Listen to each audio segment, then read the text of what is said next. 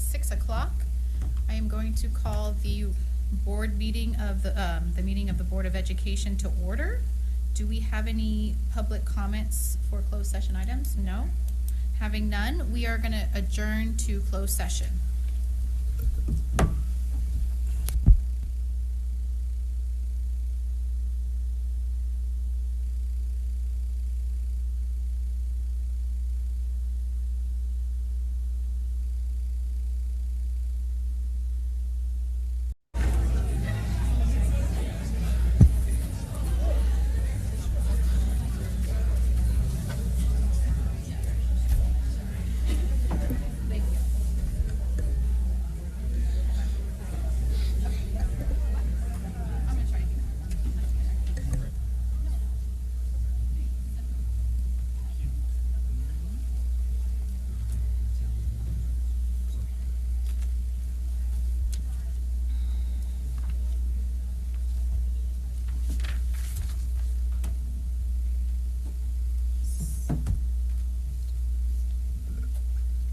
Good evening. I am going to reconvene the board meeting of the Escondido Union School District.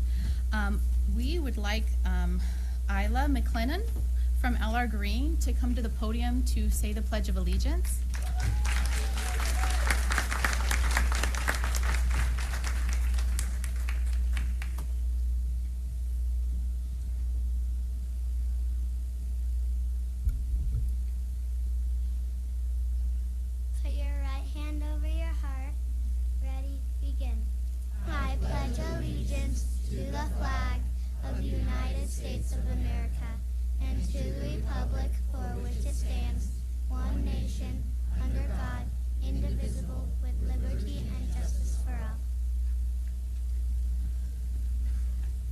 Thank you, Isla. Okay, all members are present, and we do have a report out of closed session.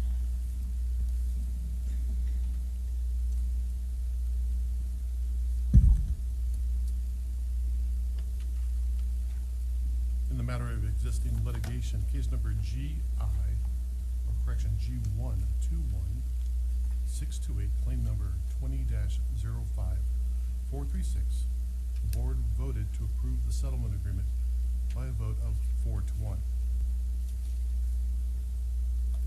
In closed session, the board considered dismissal charges against a classified probationary employee and took action to approve those charges and release employee number 675841 by a vote of 5-0.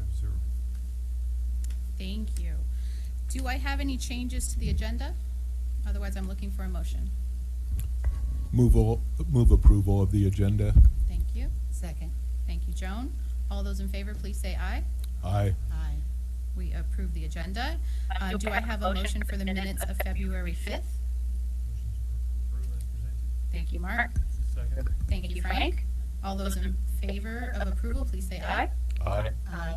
Aye. Motion passes 5-0, or approval passes. And then a motion for the approval of the minutes of February 19th. Move approval of the study session February 19th as presented. Second. Thank you, Mark. Thank you, Doug. All those in favor? Aye. Thank you. The minutes are approved. Now to the best part of the evening, we have our recognitions. I'm going to turn it over to Ed Sirs. Thank you, Board President Harper. We are very excited to recognize students from 3 of our wonderful schools this evening. First up is LR Green, and at this time I'd like to call up Principal Underhill, who will give us an overview of LR Green and everything that's wonderful happening there, as well as 3 of their amazing students.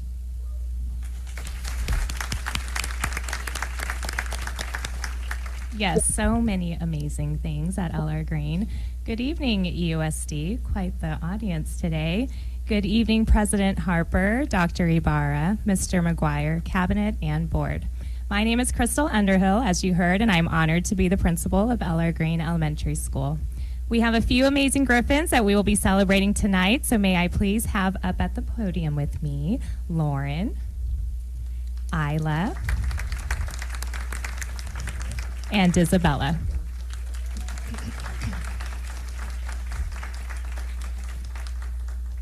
I'd like to take a moment to ask all parents, teachers, staff, and members of the LR Green community to please stand.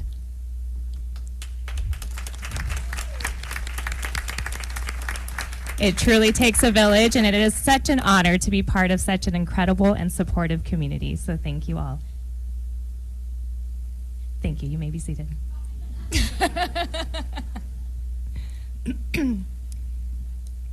Okay, we will begin with a little bit about LR Green and why it is truly a special place. It is a place where we learn, inspire, and grow together. We are continuing our redesign journey through RIASEC, where we connect what we are learning with real-world, meaningful experiences. We are meeting professionals within our community and helping students see what's possible for their futures. A huge thank you and shout out to Bear Valley Middle School for continuing to collaborate with us in creating hands-on RIASEC experiences for our students. We truly believe that by doing this together, we're setting our students up for success long after they leave LR Green. So now we will get to celebrate some of our amazing students right here from our school. First up is Lauren Daly.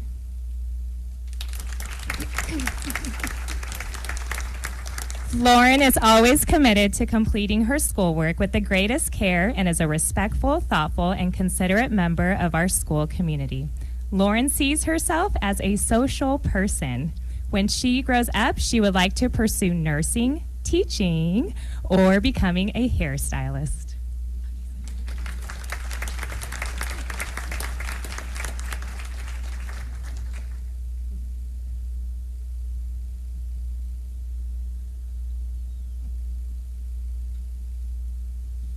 Congratulations, Lauren. Up next, we have Isla McClendon. Isla is a model Griffin who participates in class discussions, does her best schoolwork, and contributes to her contagious, happy disposition to the dynamics of her class and school. Isla sees herself as a realistic and artistic person. Even though Isla takes dance lessons every single day of the week, when she grows up, she would like to pursue becoming a chef.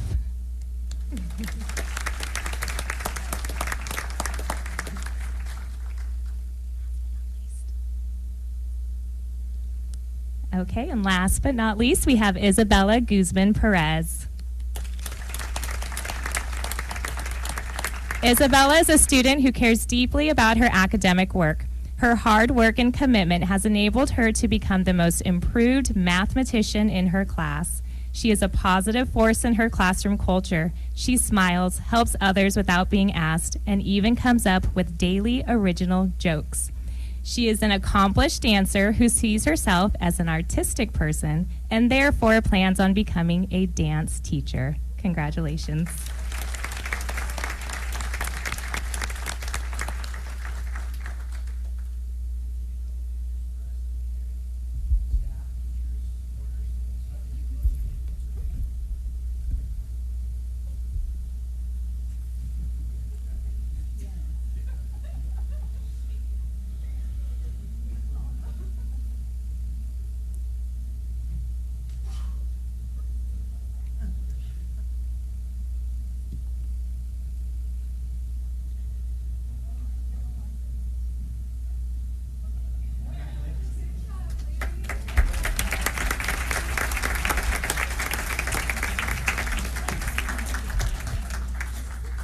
Thank you, Principal Underhill.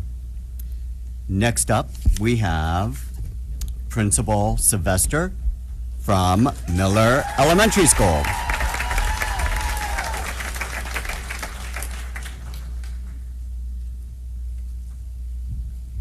This in mini mode. Perfect. All right. Welcome, everyone. Good evening, President Harper, members of the school board, Dr. Barra, Mr. McGuire, and cabinet. My name is Caitlin Sylvester, and I have the pleasure of serving as principal at Miller Elementary School. I'm honored to share a little about my tiny but mighty school, Miller Elementary. Before we open, can I have my three students come up and stand next to me? So Anthony, Frida, and Javier.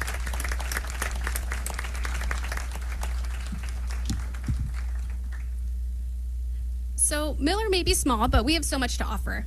Our size allows us to build strong relationship, truly know our students, and create a community where every child feels seen, valued, and supported. One of Miller's greatest strengths is our committed staff. On average, our teachers bring 15 years of experience in Escondido Union School District, and many have spent most or all of their careers at Miller.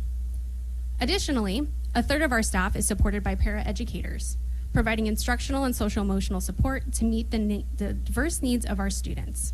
The dedication of these educators is what makes Miller a special place for our students to learn, grow, and thrive.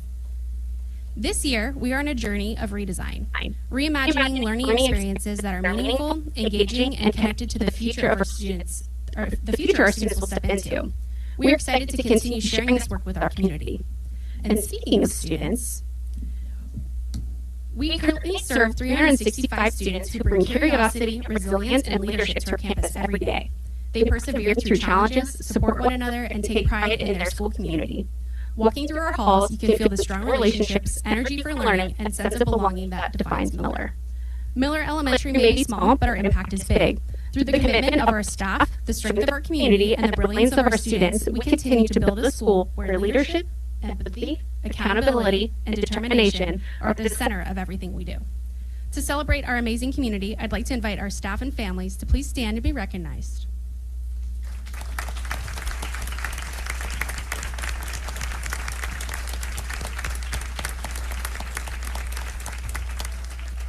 Thank you, and you may be seated.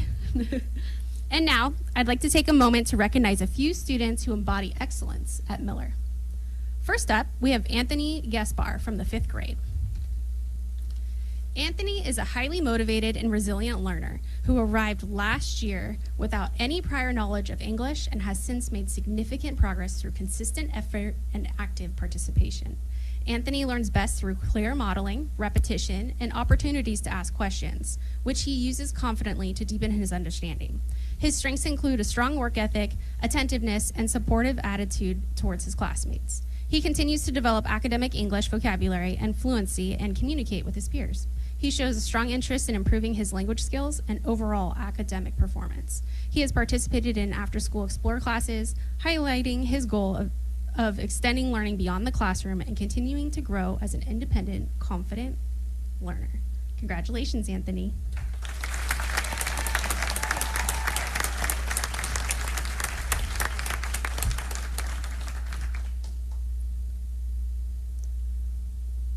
From the 4th grade in Ms. Tello's class, we have Frida Bernabe Pescador. Frida is a hardworking student who loves coming to Miller and enjoys coming to school every single day. She advocates for her peers and helps them without any prompting and at times without staff noticing until much after the fact. Her strengths include asking for help and her attentiveness to the classroom environment by helping clean the classroom and showing exemplary behavior. She hopes to participate more in her school community by joining ELOP and has made goals to improve her learning. Congratulations, Frida.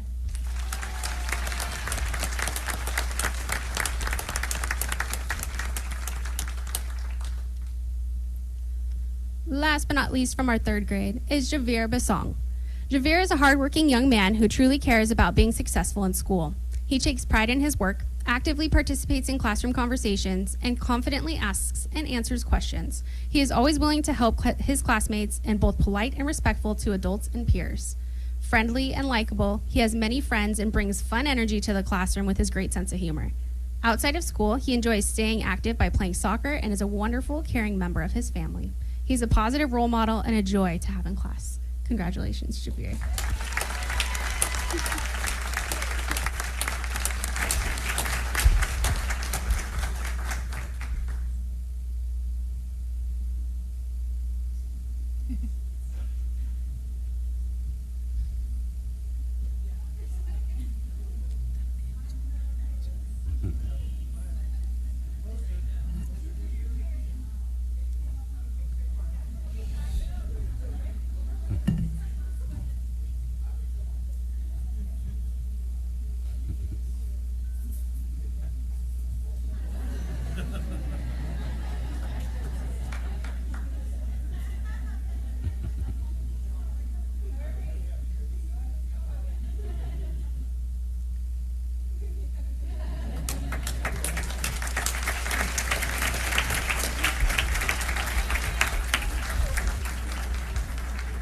Thank you, Principal Sylvester and the Miller community.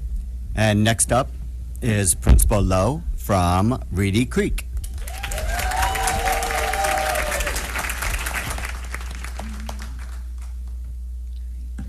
Good evening, Dr. Ibarra, Mr. McGuire, President Harper, and members of the Board of Trustees. I'm Megan Lowe, the principal over at Reedy Creek, and I am honored to be here tonight to celebrate 3 students who are very deserving of the USD's Student Excellence Awards. I'd first like to acknowledge our cabinet members and invite our families and teachers to stand up to be recognized.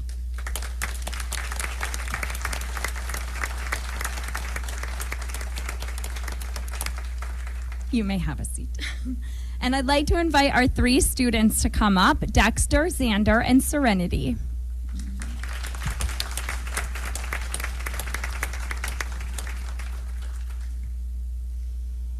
So before recognizing our students, I'd like to share a little bit about the school community that they represent. Although this is only my 3rd year here at Reedy Creek, it did not take me long to realize just how special this school is and how much we have to offer our students and our families. One of the things that makes Reedy Creek so special is the strong sense of community on our campus that makes everyone feel connected. Many of our staff members have been at our school since it first opened, and they care deeply about supporting every student who walks through the doors of our campus. That connection extends beyond the school day with a very supportive parent community and an active PTA that brings families together and helps enhance our instructional programs. Reedy Creek also places a strong emphasis on building a solid academic foundation. Our teachers work hard to ensure instruction meets students where they are and continues to challenge them to help them grow. This year, we've had a year-long focus on strengthening writing across all 3 genres while still creating opportunities for students to think critically, engaging meaningful conversations, and develop a love of learning. We also provide many opportunities that enrich learning beyond the classroom doors, including education through music or ATM, our very well-known Fave Art program, and our extensive after-school Explore program, which offers over 35 classes where students can explore interests like entrepreneurship, coding, claymaking, and art. While there are many things that make Reedy Creek special, the heart of our school will always be our students. Tonight, we have the opportunity to celebrate 3 of them who truly represent the spirit of our school community and are leaders of the Coyote Pack. The first student I would like to recognize is Dexter Tran.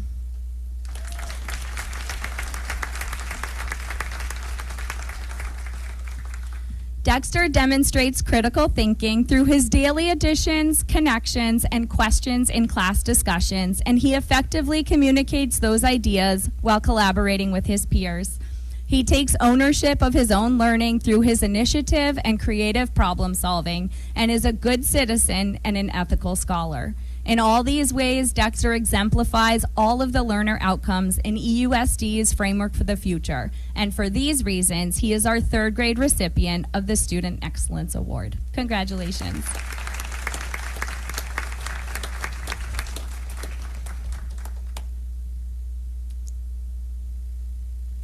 Our next student is Xander Rule.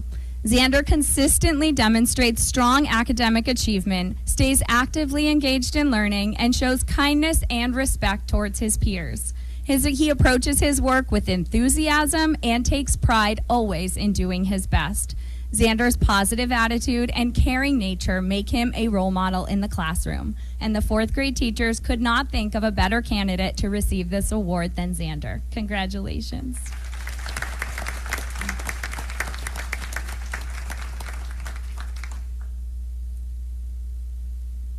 And last, we would like to celebrate 5th grader Serenity Torres. Serenity exemplifies student excellence. She gives 100% every single day and consistently puts forth her very best effort in all that she does. Even when reading feels challenging, Serenity works hard, shows perseverance, and never gives up. Serenity is a student of strong character. She does the right thing even when no one is watching and is thoughtful and inclusive, always making sure that others feel welcomed and valued. Serenity wants to be part of the group for the right reason, and she leads by quiet example. Her dedication, kindness, and integrity make her truly deserving of the Student Excellence Award. Congratulations.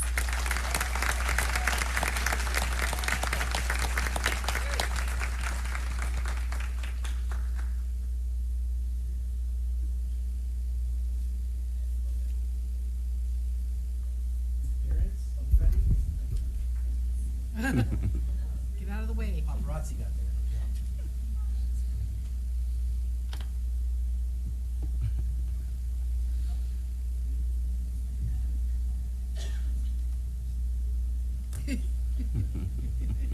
Started a new tradition here.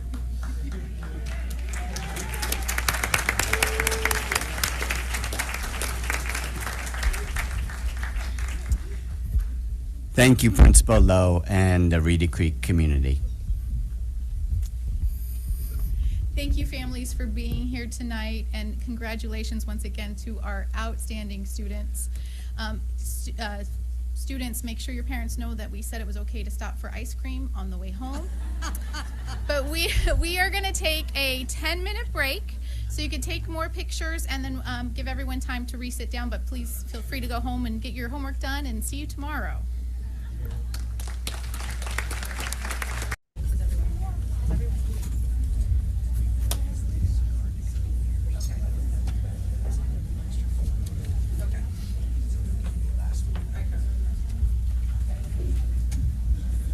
Hello, okay, we are coming back. Did we get everyone's card? Everyone's turned in their card that wants to speak? Okay, because I have 22 cards, so that's we can handle that, so we're gonna leave everyone at 3 minutes, the normal 3 minutes to speak if we're staying at 22 cards. So just make sure you wrap it up by 3 minutes, and we appreciate everyone being here. First one up is Angela.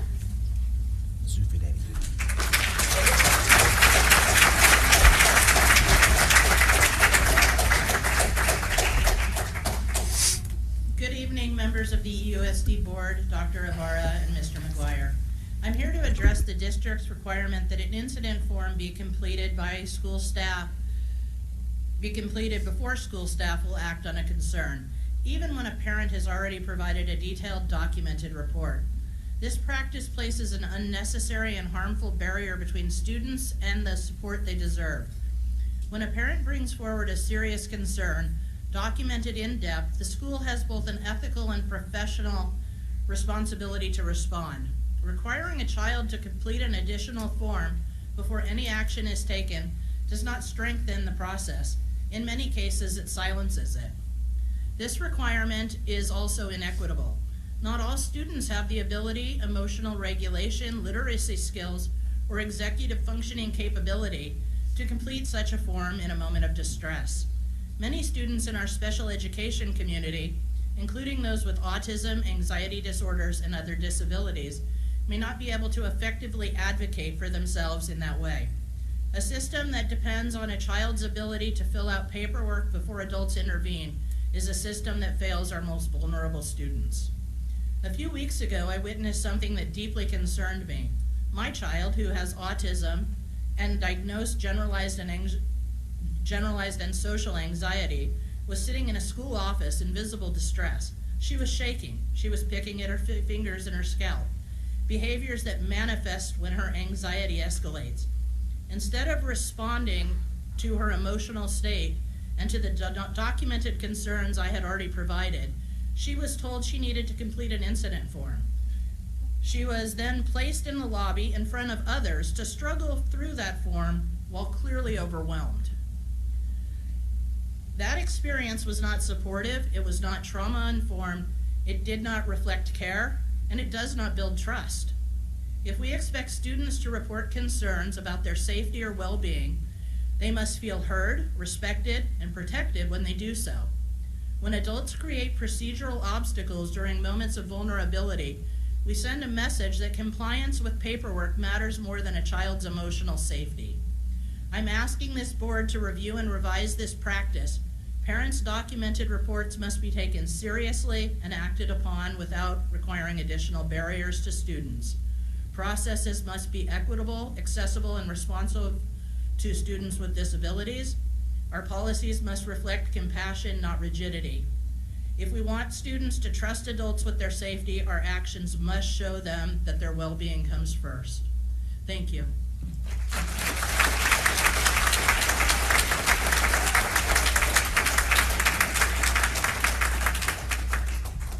Thank you, Angela. Can I get Connor Kane and Noah Carpenter?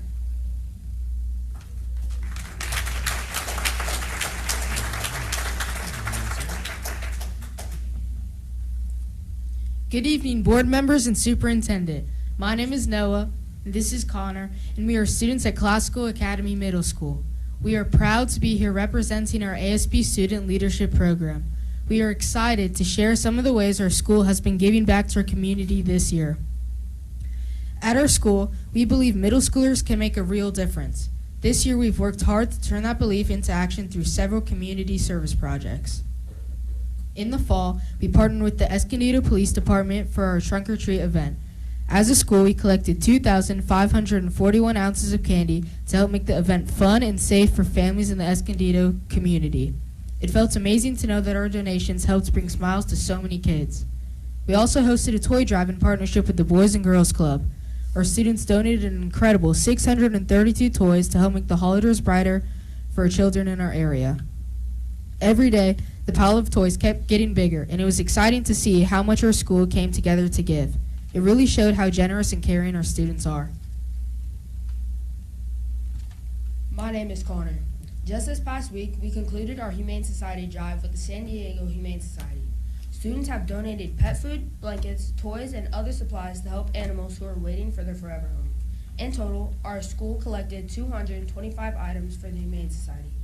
It's been truly inspiring to see how much our students care not only about people in our community, but also animals as well. And we're not done yet. In March and April, we'll be hosting a canned food drive in partnership with the North County San Diego Food Bank to support families in our community.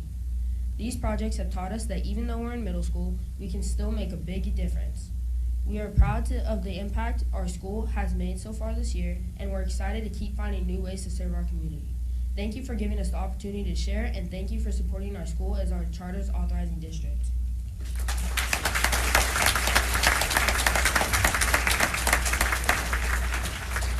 Next speaker is Bonnie Wagner, and then followed by David Wagner.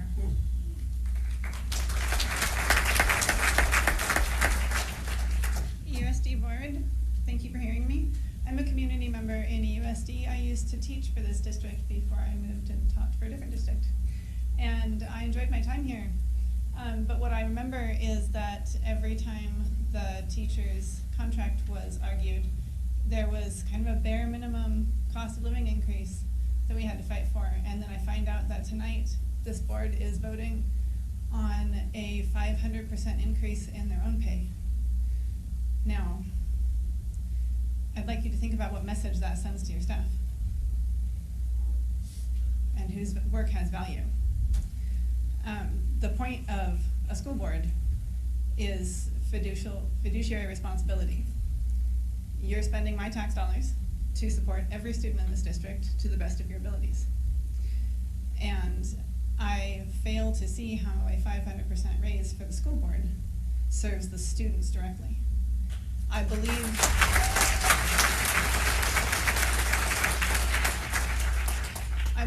that adds up to $96,000 a year, and that's probably roughly the cost of the 2 classified positions that you have on the docket to cut tonight. And those classified positions are probably paraeducators who have one of the hardest jobs in the district. They work so hard.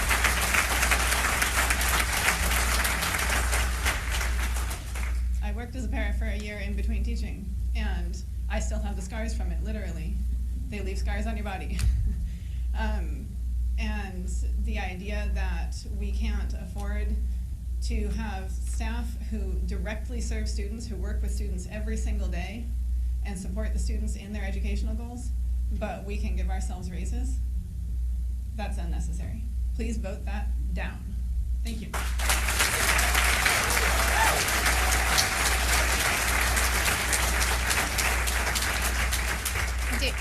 David, before you speak, I would just ask the audience to refrain while they're speaking because that takes up their time and I don't want to rush them through. We can definitely have an applause or your response after they speak, but I don't want to take their time away. I understand your enthusiasm for what they're saying, but I would like to be respectful of a lot of people timed out their speech for the minutes that we allow. So I would just ask you to withhold it till then. Thank you. Okay, continue, David.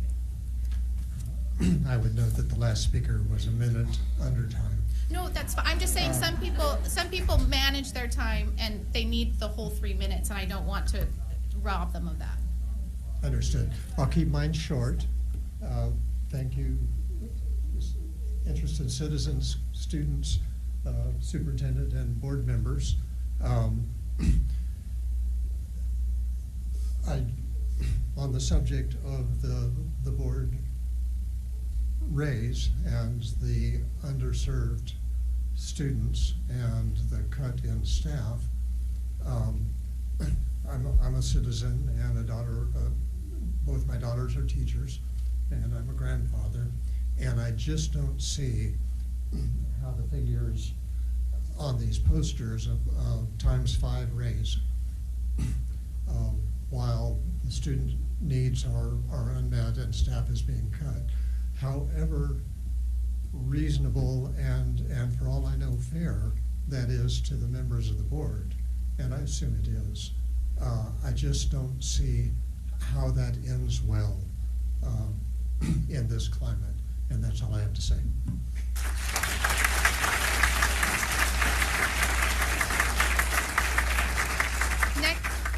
Next is Leela Sackfield, followed by Amber Lee.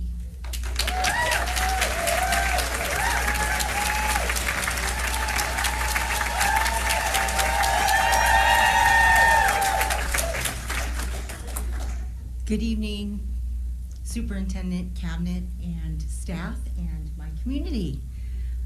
My name is Leela Sackfield, and as you know, I spent over 3 decades serving the students and families of this district as a teacher, site administrator, district administrator. I care deeply about the culture and the values of this organization. I guarantee you there is no one who cares more. I want to begin by saying that I do believe an increase in compensation for school board members may be warranted. I know firsthand the work of governance. It requires time, preparation, and thoughtful decision-making.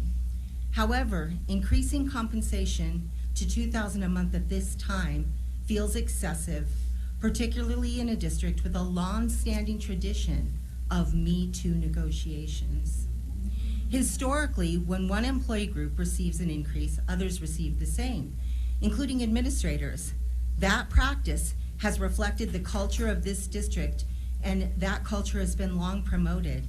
That culture includes the notion that we are a family and a community, that we value each other and the role each plays in the success of the organization.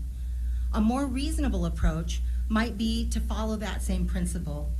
Another option worth considering is perhaps a tiered structure, a base amount for attending regular board meetings and study sessions, with some additional compensation for attendance at other meetings, conferences, or site visits. That would more accurately reflect both the level of commitment and time spent by the members of the board. Being compensated $2,000 a month for preparing for and attending, on average, 2 meetings a month, risks sending the wrong message about public service, particularly to the hardworking employees. Throughout my life, I've tried to model servant leadership.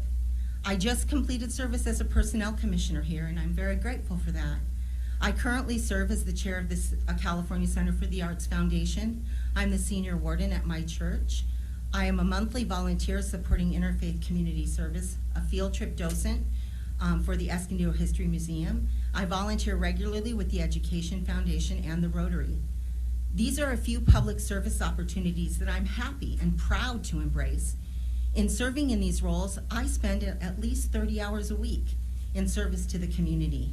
My only compensation was as a personnel commissioner, and it was $50 a month.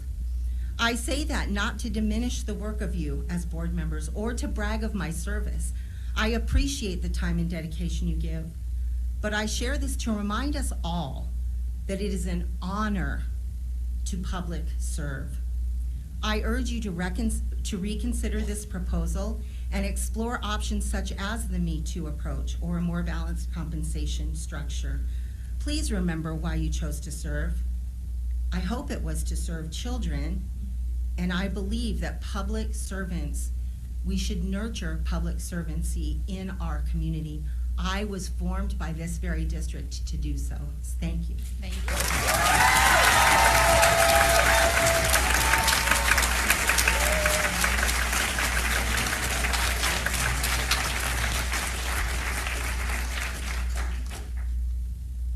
Good evening. Shocked is the only word that comes to mind when I hear that the school board is considering increasing its compensation to $2,000 per month, while the majority of you participate at a minimum level required, if that. When I look at the level of involvement many of you have in the day-to-day success of our district, it's difficult to understand how a 400% raise could be justified when those of us with boots on the ground were recently approved a 0.75 raise. Let me repeat that, 0.75. Thank you for that, because I still have to keep my part-time job while also working Explore 4 days per week. I don't have the option of showing up to work to do the minimum, but it's good to know that later in life, I might one day sit on a school board. The difference is that if I ever do, I will serve with the same work ethic and full commitment that I bring to honoring students and teachers every day. Speaking of commitment, where's our commitment to student achievement? We have incredible teachers, families, classified staff, and students in this district, yet we have many programs that have only been partially implemented. Programs such as DLP, SEI, SAI, and GATE should have full support. That support includes updated materials that help student learning, not just additional assessments. I do want to say thank you for finally getting this science curriculum adopted, and I sincerely hope that the rumors are true. We'll be getting new language arts adoption soon. That will help us be more successful. Beyond that, with the school board and cabinet, we should be actively exploring how to provide every school site with a math intervention teacher, a reading intervention teacher, and at sites with specialized programs such as DLP, a Spanish language arts intervention teacher as well. This school board and cabinet should be working together to find additional ways to restore educational supports. I know the response will be that there isn't enough funding, yet we are sitting here discussing redirecting funds from community schools in order to support a $2,000 a month pay increase for board members. Yes, I understand that the board members have not received a raise in several years, but even if raises have been taken at normal incremental rates, it would still not equal the proposed $2,400 a month. And those increases continue 5% annually. Congratulations. You now have all found the perfect secondary job. While our classified employees who are held to much higher standards of attendance and participation are earning $19 to $27 per hour compared to an equivalent rate of your $222 per hour. Do I have to stop? You got 20 Okay, seconds. sorry. Let's also talk about how we're supporting students. At my site alone, the district has brought in 9 outside vendors for Explore. While these opportunities may provide enrichment, are they addressing our growing behavioral challenge and the very real need for academic intervention? Students learn best through the strong relationships with their teachers, yet many of these vendors do not have access to parents, teachers, or behavioral support systems when issues arise, and these behaviors during the day are simply carrying over into these programs. As teachers, it becomes difficult to fill our academic intervention groups when we are competing with art classes, soccer, rugby, and other activities. While these programs are wonderful, is it answering our true goal of trying to improve student achievement and build meaningful connections? We should ask ourselves whether our current approach is achieving that goal. Finally, Dr. Ibarra, congratulations on your upcoming retirement. Thank you for the courage it takes to remain focused on building a foundation for the future, even as you prepare to leave. As someone who is currently doing something similar in a volunteer leadership role I've had with a major youth organization, I understand how difficult it can be to step back while still trying to support the work moving forward, and you are doing so with dignity, and I appreciate that. Thank you.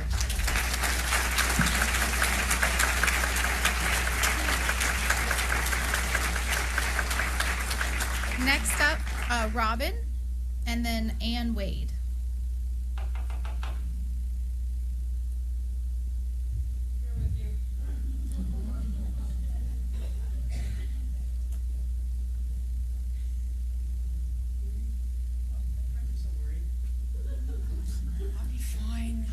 good evening. Hey, 1984 was a long time ago. I know because I work with fully formed humans who were not born then. So I also celebrated a significant birthday that year. What I'd share with you, but then you'd go, why don't you retire? And then I'd have to go because I can't afford to. In any event, I don't think any of us want to begrudge anybody a raise. You get a raise and we get a raise too, right? But it seems as though we had to fight really hard to get not much of one. So the inequity of, it just seems inequitable to have that not be the case for you. So next time, perhaps, if you're considering approving raises for us, you're as generous with us as you are willing to be with yourselves. Thank you.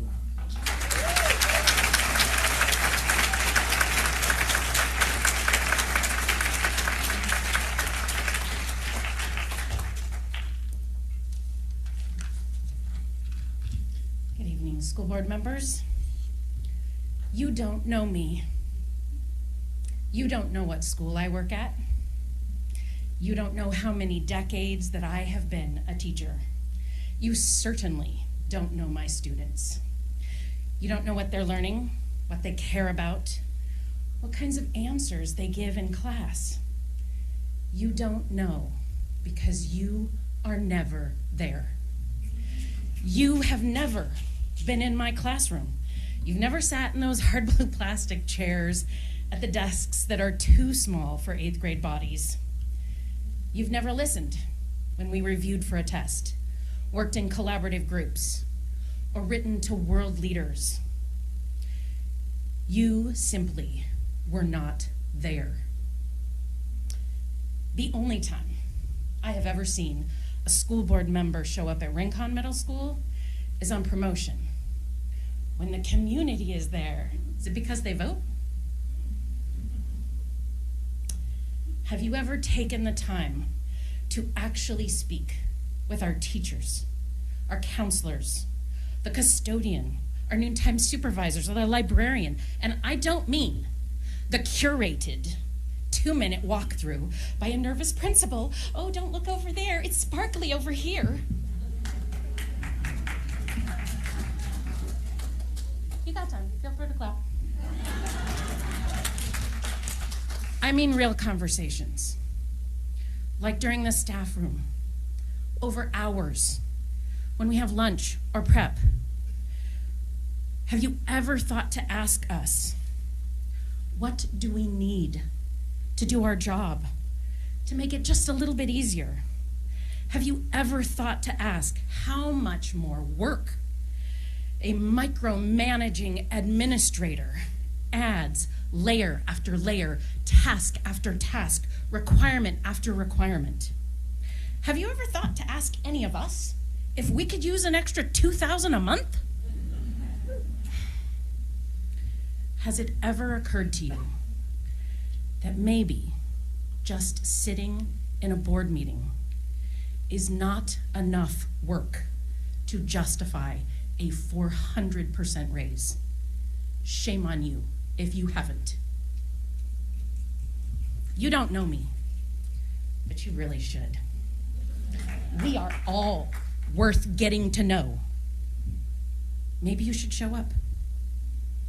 You owe it to our students to do better.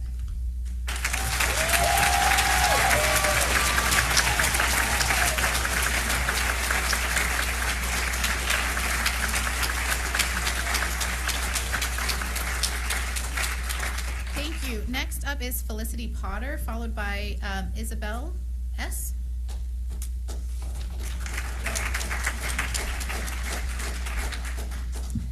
Hello, everyone. My name is Felicity Potter, and I'm really proud to teach at Del Dios. I looked around my classes today, and I watched as the paraeducator helped student after student after student with their work. And then I walked outside to go out, and I saw the NTSs help students get to their classes, and the students trusted them, so they allowed them to walk them to class when they didn't necessarily want to go. I walked over to the office, and I saw more kids calling home, and I saw kids getting the magic ice that's going to solve everything. And one of the other dozens of things that we do every day on our campus. We're the ones helping our students every single day. And when we ask for more support or more money for supplies, we are told quite often that there is no more money no more support, no more supplies to be had, and in fact, next year there's going to be even less. Then along comes AB 1390, and suddenly there's a need and the money for everyone here to get a 500% increase. Suddenly that money appears. This feels like a real slap in the face to those of us who are working so hard every day with each and every one of our students. Teachers received a 0.75% increase, which we had to fight tooth and nail for. Raising the Board of Education stipend by such a significant amount shows that the money has always been there, but it's the will that has been missing. It's the respect for those of us who work with students every single day that is missing. Sorry. It doesn't, AB 1390 allows for an increase. It does not say it has to be a certain percent or a certain amount. It allows for an increase. It can be an increase of 5%. It can continue on though. So if we start here, where are we gonna go from there? We need transparency. We need the checks and balances on this subject. For a board to vote on their own raise is very tone deaf and doesn't support the schools and the students directly. If a raise is indicated, which I'm not saying it's not, we should slowly give that as we have the resources, rather than taking it from those of us who are on the front lines, teaching and caring for our students every single day. Thank you. Thank you.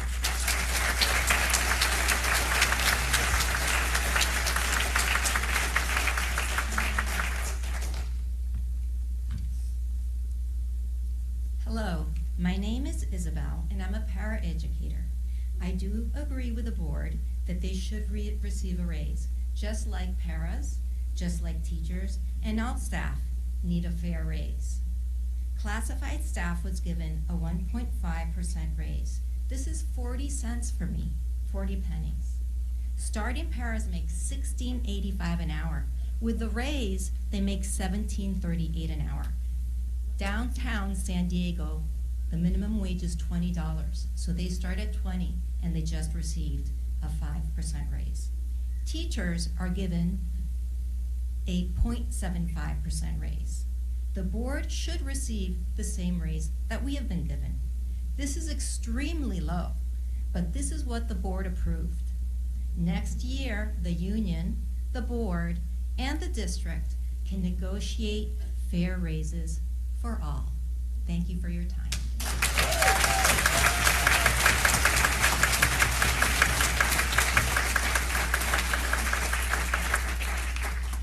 Next up is Emelita, followed by Marie Davis.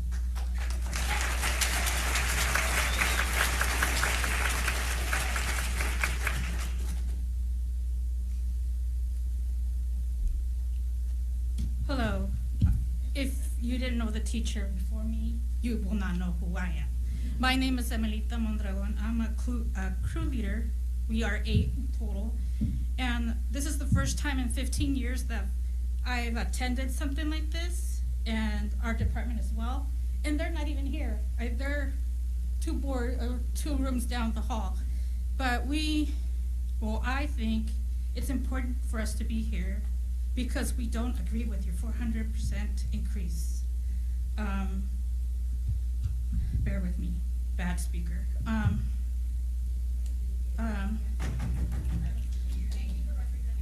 Thank you. We've taken our lunchtime and an additional PN time of 30 minutes or whatever, to make ourselves present here because we don't agree with the percentage that you are trying to give yourself. We are the lowest paying district in all San Diego County. You tell us there's no money, so I'm happy to know that you guys found money somewhere to give yourself that increase. And but there is one thing I want you guys to know, that if you need to lead by example. If you give us the 0.75% increase, you should lead by example and take the same thing. One last thing I'm going to mention. Sorry, I'm very nervous. I've never done anything like this, but I've seen most of the people in this room, but I've never seen you at all in any of our schools. So it's nice to finally put a face to the names. So thank you for everybody that's here, because I know, and I've worked with most of you. Our department right now is really low staff. Most of us are working double shifts. I'm working in the morning. If there's stuff to do on the weekends, we're here. Our department's hardly ever seen, so I'm glad they're here and in the other room. So hi, team, and M&O is here to represent. First time ever, so that's all I have to say.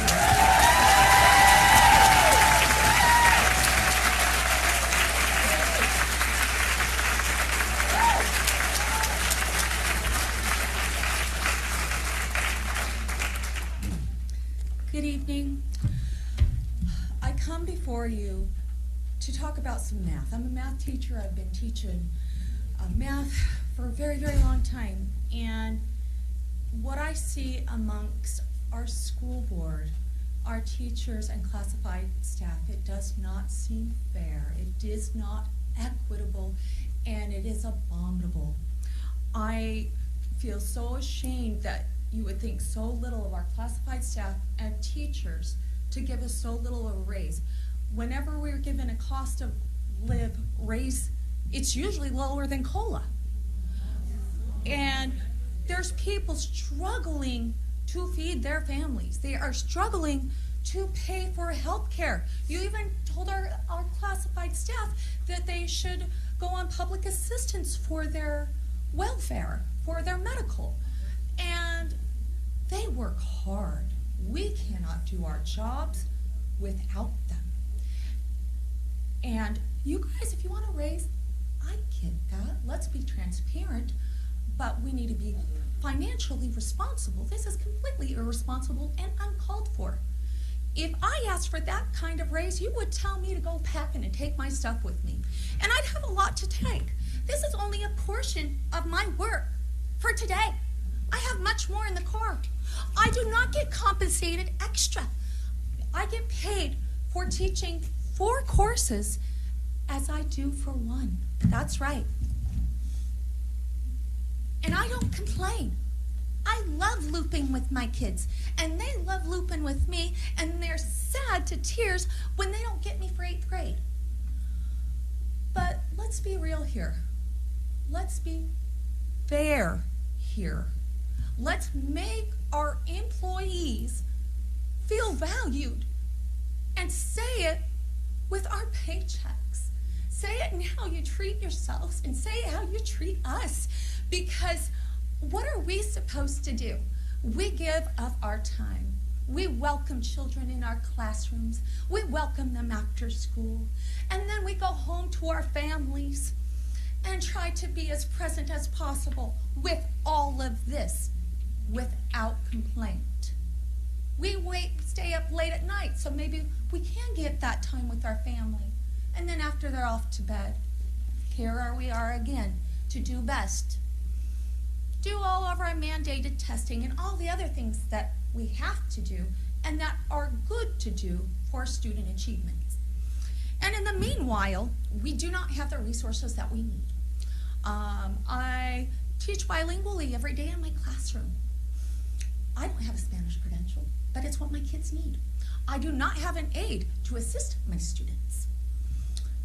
And to cut positions and to raise your pay, and there's not enough stuff there. It's not fair. You need to do what is best for students before you do what's best for yourselves.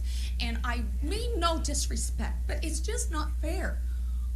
I get sad that I don't have enough time to spend tutoring with my kids every night, with my students, because of my big workload. It's just not fair. Put them first. Show the employees that they matter, because we do. Work with us. We'll work with you.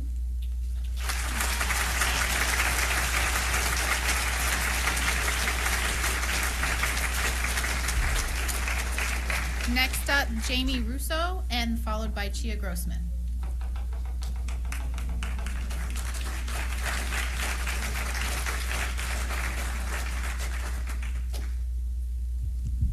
Good evening.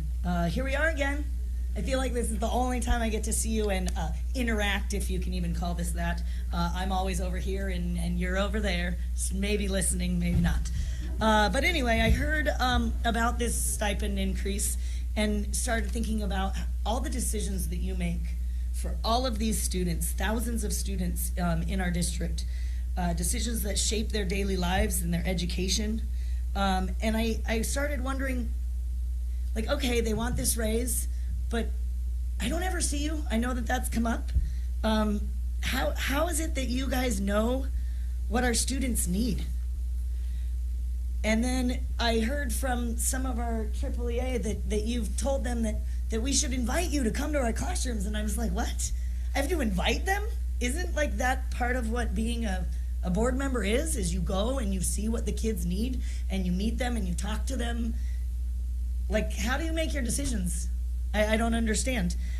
Perhaps you're visiting other schools. Maybe in my 24 years here, you just happened to miss my classroom. I'm not sure. I can't really recall any meaningful visit in that time. You know, I'm not talking about the kind where you walk in the front door and you smile at a few kids and, hey, buddy, and then you head out the back door. That's what I get. That's what I get. So I am standing here right now. I work at Orange Glen Elementary. I teach 4th grade. You are all invited to please come to my classroom. I have students reading at 1st and 2nd grade level. They are not resource students. They don't get any help besides me because we don't have the money for people to help them. We don't have intervention teachers anymore because we don't have the money for them. And now we have a combo class at my site, which we used to not have for a little while there, which was great, but then we don't have the money to not have we have to have combo classes now because we can't afford not to. So the one intervention teacher that my site pays for out of our money, our budget, goes to help that combo teacher, which I agree with. But what about my kids? What about the kids that only have me all day? And I do the best that I can, but I'm trying to teach 4th grade to kids that aren't necessarily ready for it.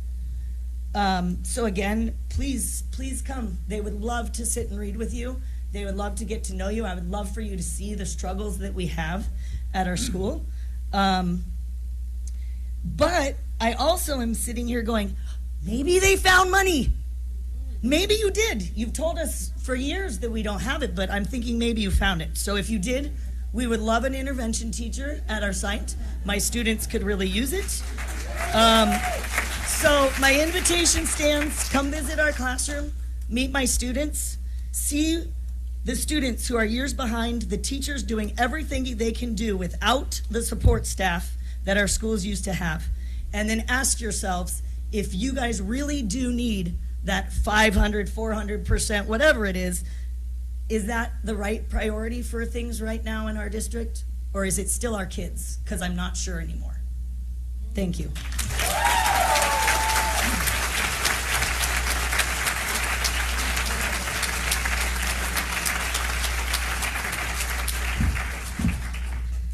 Good evening, board members, cabinet, and everybody here and elsewhere. I've been hearing from a lot of people, and I've had the fortune in my position. I'm back in the classroom, yay. Back to working until 10 and 11 o'clock at night, every night, and Saturday and Sunday. But as a TECTOSA, I was able to visit every single school. Every single school. We walked around and we created videos for every single school in their programs. This school district has the most amazing staff, teachers, paras, gardeners, facilities. Everybody I've seen, and I've run into a lot of them, have worked phenomenally hard, and they give their heart for the children. I really have a hard time understanding an increase in your stipend from $400 to $2,000. Yes, you can go to $2,000 legally, but can you do that ethically? Can you do it honorably? I feel like it's very demoralizing for all of our staff who work incredibly hard. Speaking only for myself and teaching in this district for 36 years, I am at the bottom right corner of our pay scale. And the only pay raises I've ever gotten are ones that have been negotiated in the last 2 years. I've been in this position for 11 years, by the way. In the last 2 years, I got 0.62, and this year I got a 0.67. Not even 1%. Plus, I'm paying more for my benefits. I was one of the very fortunate ones. When I started in the district, my benefits were fully paid for. And I know I don't just speak for myself. I have many friends and colleagues who are in this situation. I understand that the reason is to seek people who are more qualified for the board. Well, I remember probably about 19 years ago seeing board members in our teachers' lounge at lunch hanging out for several hours. Board members and Jennifer Walters. I miss those days. I was able to have direct conversation, not at just at the dog and pony shows we have.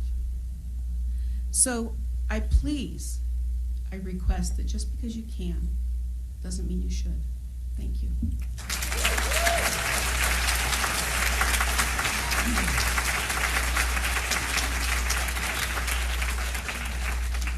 Next up is Andrea Sema and then Casey Vogel.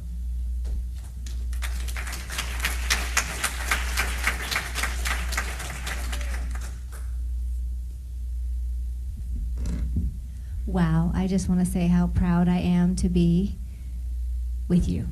Thank you for being here. All right, good evening. If you don't know me, I am Andrea Sema, severely proud community school specialist at Orange Glen. Thank you, President Harper, for the allotted time to speak. I appreciate that. Good evening. Again, I stand before you all tonight, alongside all of my many colleagues, to urge this board, the governing board, entrusted with the fiscal health of this district. Fiduciaries, yes? To exercise the immense responsibility that comes with your position.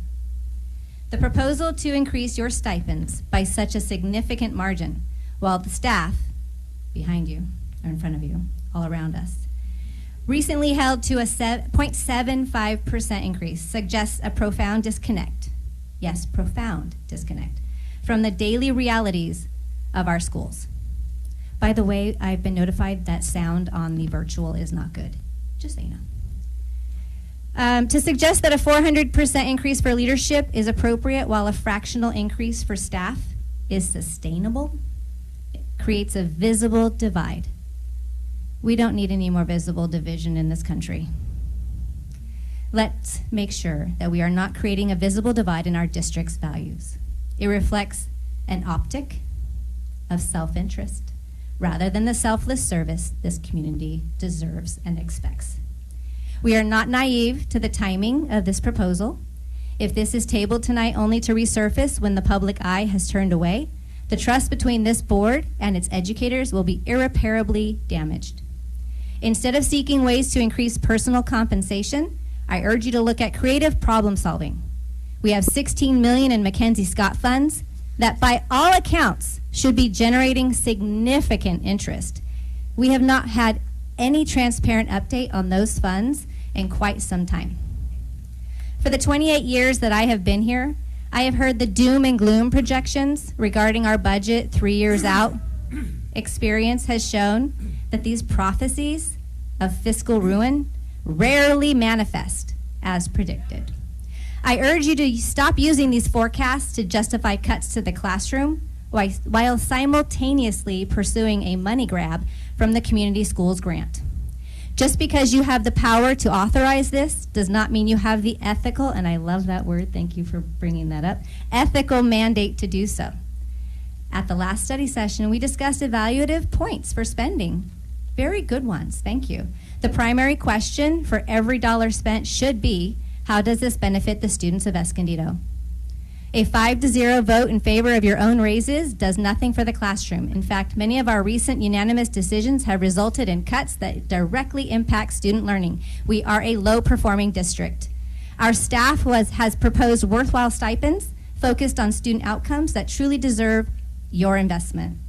An education system exists to promote the growth of students. I ask you tonight, how does increasing your own stipend serve that mission? I urge you to rethink this proposal and instead work with us to direct our resources where they belong, in the classroom and with the students where we all are here to serve. Thank you.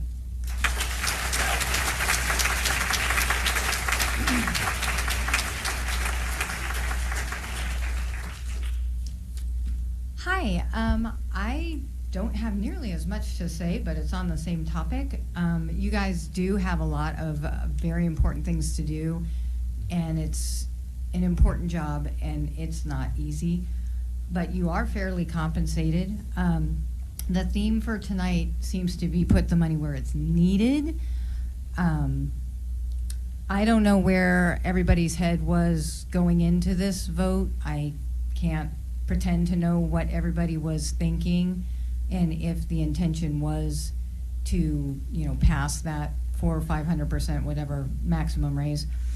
But it did make me think of back in the shutdown when we were getting stimulus checks, and I remember getting this big stimulus check and going, why am I getting this check? I'm getting paid.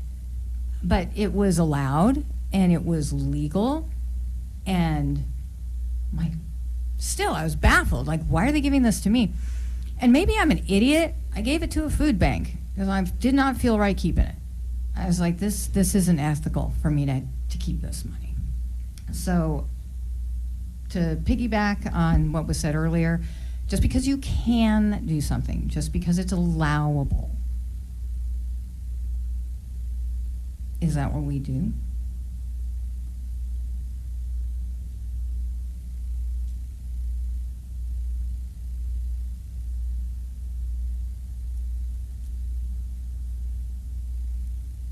So I think we need to just sit with that for a little bit.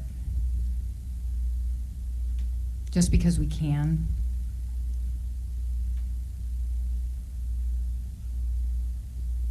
Doesn't make it right. That's all.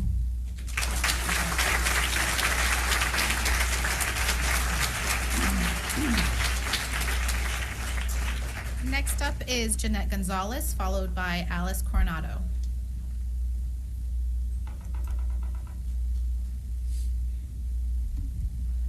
Good evening, members of the board, superintendent, my fellow amazing teaching staff and support staff. I'm speaking as a person of faith. This is my moral compass. I am currently a 6th grade teacher at Hidden Valley Middle School. I have served 27 years in public education, 22 of those years here at this district, teaching all grades, kinder through 6th grade.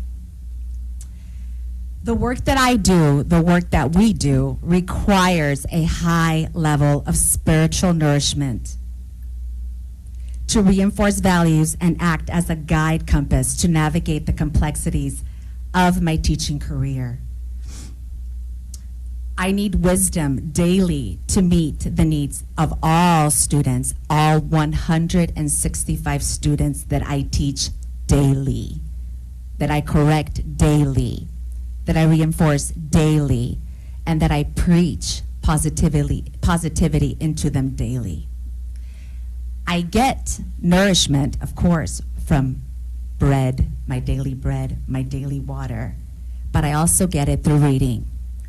And no, I'm not on media. I don't read Brené Brown. I don't read Dale Carnegie. I read the daily big book that has an international calling. I read the Bible. And I'm going to give you a little bit of scripture. In the Bible, it tells me and reminds me to love others, to serve, to forgive, to be kind, to be humble. But since you are the people in power, I want to remind you of something. The Bible consistently teaches the people in authority, like you, should avoid greed, reject dishonest gain, and serve others humbly. When leaders become motivated by money or personal gain, Scripture portrays that as a serious moral failure. You were elected into this position as a civic duty. You already receive a robust financial incentive that is fair considering the input of hours served in a year. Tonight, I urge and I pray that you reflect on your intentions for this 400 pay increase.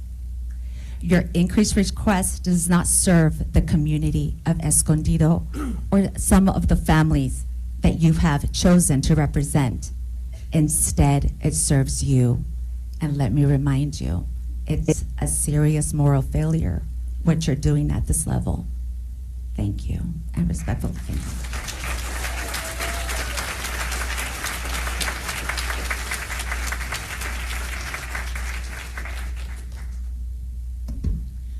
Hi, my name is Alice Coronado, and I've been working here in EUSD for 11 years. I serve as a district-wide social worker in our Project Success program, supporting students and families experiencing housing instability and youth in the foster care system. So, I mean, I have maybe a slightly skewed sense of the reality of our families because I'm exposed every single day to the harsh realities and extreme struggles that our most vulnerable students and their families are going through. But even though that maybe only is 10% of our student population, the other 80% or so are not too far off from, you know, 1 or 2 more paychecks and they could be homeless too.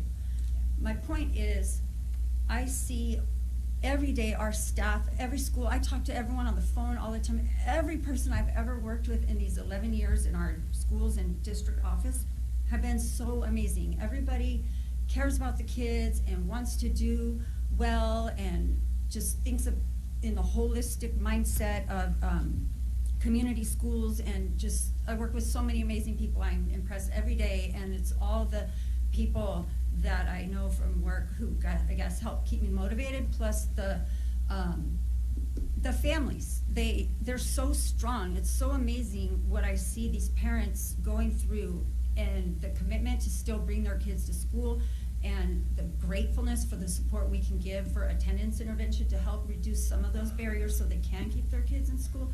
It just, people are so strong and so resilient, and people are amazing. So I just want to remind you that those are the families that we serve, and imagine what they could do with an extra $1,600 a month. That would mean the difference between being homeless or housed, literally. So what's my time? Oh, you got time. Oh, it's time. A minute? Keep going. Okay. You're fine. Keep going. So, you know, I see the staff at all the schools running around, engaging with kids, busy, busy, busy all day long, and just working so hard. And last year, I got to be honest with you, when I walked into the district office, I think it was at the beginning of last school year or the end of the year before that, I don't remember. But I walked in and I saw this construction happening out in the courtyard, and I was like, what? Where are we getting money to build this big, beautiful garden? And I saw that it's named after a former employee, so I thought, oh, maybe her family gave a donation. I really have no idea where all that money came from to spend $1 million or more to beautify the district office garden. It looks great, but it literally, it hurts my heart every single time I walk into the district office. As much as it did that first day when I saw it and I was shocked, it still hurts me every single time, because that garden isn't doing anything to serve our students. Fast forwarding to what are better things that we could do with the money in general, right? Gardens, hamburger barbecues, and all the things that money's been spent on over the years.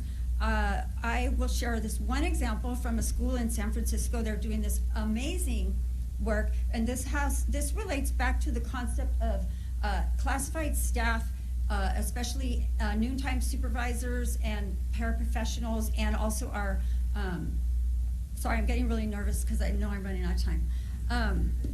The after school people that we contract with from the YMCA and that take care of the kids before and after school, and they all do such an amazing job too. I see them, and just I'm so amazed all the time at how hardworking and skillful some of our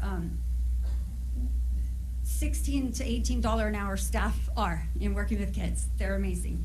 So a lot of the staff in these different kinds of roles, like the nutrition services and the other ones, could do something like what I saw in San Francisco, it's amazing. They worked together with their community providers for the after-school program and their school employees, and they combined the part-time positions, which are typically like, we have some of those. They're not making and working enough hours to qualify for health care and other benefits, right? So in this district, they said, let's do it better and let's serve our kids, and in the end, we're gonna make more money because everything we do is gonna improve attendance and outcomes because it's gonna be a holistic, all day long approach. So the same staff that would be maybe a noontime supervisor during the day and a different part-time staff working in the after-school program and both getting minimum wages and no benefits, they combine that into one position. The person is there all day long from like recess time, let's just say 10 a.m. to 6 p.m. So it's an 8-hour full-time job with benefits, and they recruit people from the community, which is a lot like what we do, right? We have our noontime supervisors, and our YMCA people are typically people who live here and know the families, and it created this amazing sense of community engagement and caring and follow through from the early part of the day into the after-school program, so that the staff person is able to know how that kid's day was and help them transition to after school, and then help them give a report to when the parent comes to pick them up at the end of the after school, right? 5 o'clock, 6 o'clock. Hey, you know what? Your son had kind of a rough day today, and here's what we dealt with, and we worked it out this way. And you know, it's just an amazing continuity of service that is a model that I thought, wow, why not? Why not do that? That'd be a better use of money. Thank you. Thank you, Alice.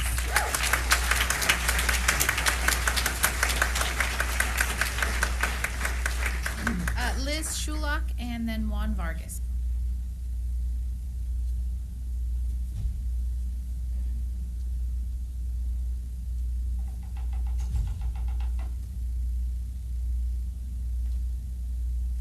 Good evening, Board President Harper, Dr. Ibarra, members of the Cabinet and Board. I'm Liz Schulach. I'm a parent in the district. It's great to see so many people out here and engaged tonight. When I first heard the board was considering raising their pay from $400 a month to $2,000 a month, I was shocked. So I did some research to learn more. I understand board pay hasn't risen since 1984. If board pay had kept up with inflation, though, it would be a little less than $1,300 per month, which is far less than the $2,000 being proposed tonight. To go from a $400 stipend in '84 to $2,000 today, gradually over time, would have required an average annual increase of about 4%. Have the workers at our school sites gotten an average annual raise of 4% over the same time? I've sat in the boardroom with you, listened to EUSD employees share their financial struggles in recent months. The pay raise proposed tonight feels tone deaf on the heels of what we've been hearing from the folks who are working at our school sites with their kids. As someone who frequently attends board meetings, I appreciate the time and effort it takes you to serve on the board, and a pay raise after 42 years isn't unreasonable. But at a time when some employees are relying on public assistance and cuts are being made to school site budgets, I think the board should consider a more measured approach. $2,000 per month is the maximum, not the minimum. Joan, you're my representative on the board, and I know you to be very budget conscious, and I hope that is the perspective you bring to the vote tonight. You've said you don't plan to run again, but I do plan to run for your seat. So as your constituent, as a parent that's been in this district for 14 years, and as a person who hopes to succeed you on the board, I urge you to vote against the new pay of $2,000. It's just too much at this time. Thank you.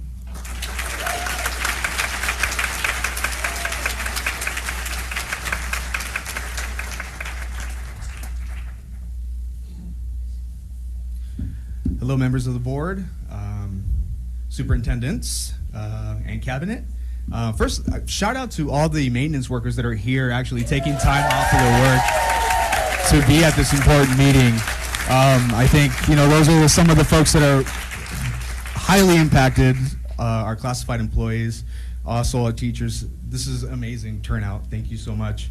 So my name is Juan Manuel Vargas, parent of 2 students at our public schools at EUSD, and fellow classified employee actually at the high school district.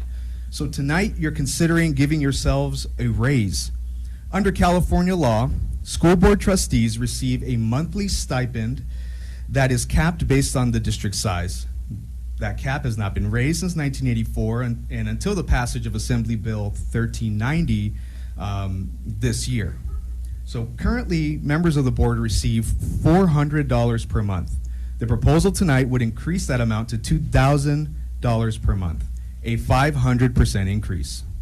Supporters of the law argue that higher stipends will help retain experienced trustees and attract more candidates, particularly those balancing work and family responsibilities.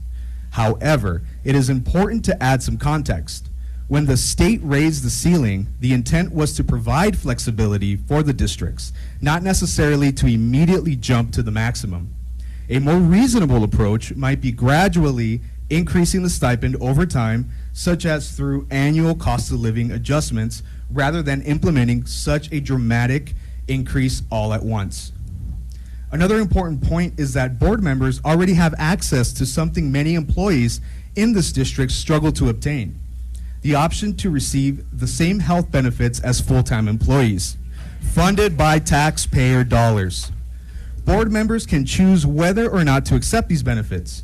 Meanwhile, there are employees who do not have the same option in this district because their hours are kept just below the threshold required to qualify for those same benefits. I believe it is safe to say that these same employees likely make less than $2,000 a month. While some employees struggle to access basic benefits, the board again is considering a 500% raise on itself, costing the district roughly $120,000 a year, not including benefits. When I ran for a seat on this board, your seat, Mr. Olson, I did so without the expectation of compensation. I ran because I believe in serving this community, and I plan on doing it again. I already have a full-time job. I already have these benefits. Public service should be about serving our schools and students, not taking additional resources from the district that already faces difficult financial decisions. If these funds are truly available, they should be directed back into the classroom and student programs where resources have already been reduced, not into the pockets of public servants. I urge you to reconsider this proposal. Thank you.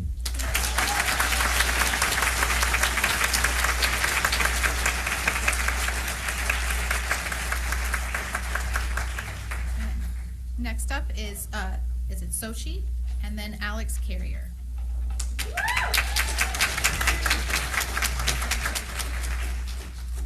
Let me take a deep breath. Hold on. All right. Good evening, Dr. Ibarra, superintendents, USD board members, cabinet, and Escondido community. I'm here speaking on behalf. So I've been a parent in the USD. I already lost count, but my son's already 19 in college. So I'm now an employee for 5 years. I'm very grateful that I had this job, right? Post-COVID is when I started. I've been from job to job, like time part jobs, because I want to be a present parent.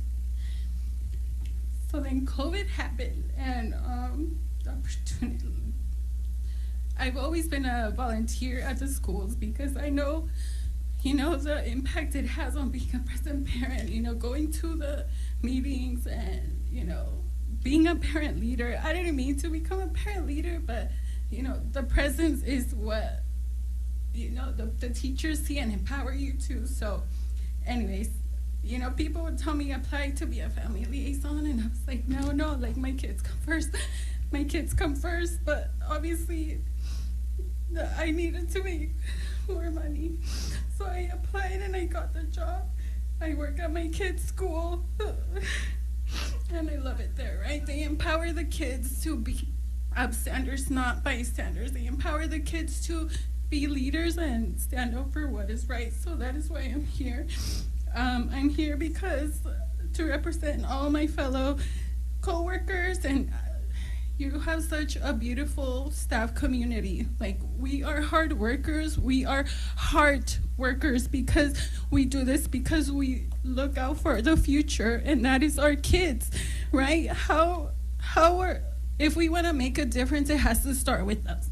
So that is why I'm here today. And, after getting the email with notifying us that you guys were getting up to a 400% increase, that just brought up like so many feelings, anger, confusion, doubt, like belittlement, because even though I'm not supposed to stay right after hours to do my job, I do it because I love it. I do it because I can't reach the parents at certain times during the school hours. Like, they're going to answer after hours. So I do all that stuff because I understand I'm them. I understand them. I know their struggles. So it's just like, it makes you feel so hard because that means I'm not present for my kids, right? He's here, I bring them with me all the time. They don't understand right now what I'm doing, but I do it for them, so I make around $3,000 a month. The living cost in Escondido is a little over $6,000. The math is not mathing. So, we're community schools. Like, how is that being a community? How are we not looking out for our staff community? Why do we have to outsource and not quote beg for money, but yes, why do we have to ask our families, for donations of this and that if the funds are there? Why? They're struggling, and you know what? They're gonna give it to us. Why? Because they probably didn't have the privilege to go to school and hear their kids have it, and they see their teachers doing the work and watching their kids read and write and all this stuff. So of course they're gonna give to you even if they don't, but they shouldn't do that. We're here because our jobs, right? Many of our families apply to work at the school that their kids go to because they want to be there. They want to see the behind the scenes and the magic, right? So they do. So I went on the webpage and it says, we care about each other, we challenge each other, and together we love making a difference in our community. This is what you guys put in the webpage, right? So today I ask you to show you care about us, the staff. I challenge you to show integrity in the decision making before passing the increase. Excuse me, because I guarantee you many, if not all of us, are here because we love making a difference in our community. I challenge you to make a difference in our staff community and show a little selflessness on the impact your final decision will make, not just on your bank account, but on the students who are the ones who will be directly impacted, because that is why we're here, right? Because we're, getting all this funding to help them. So that is... Thank you so much.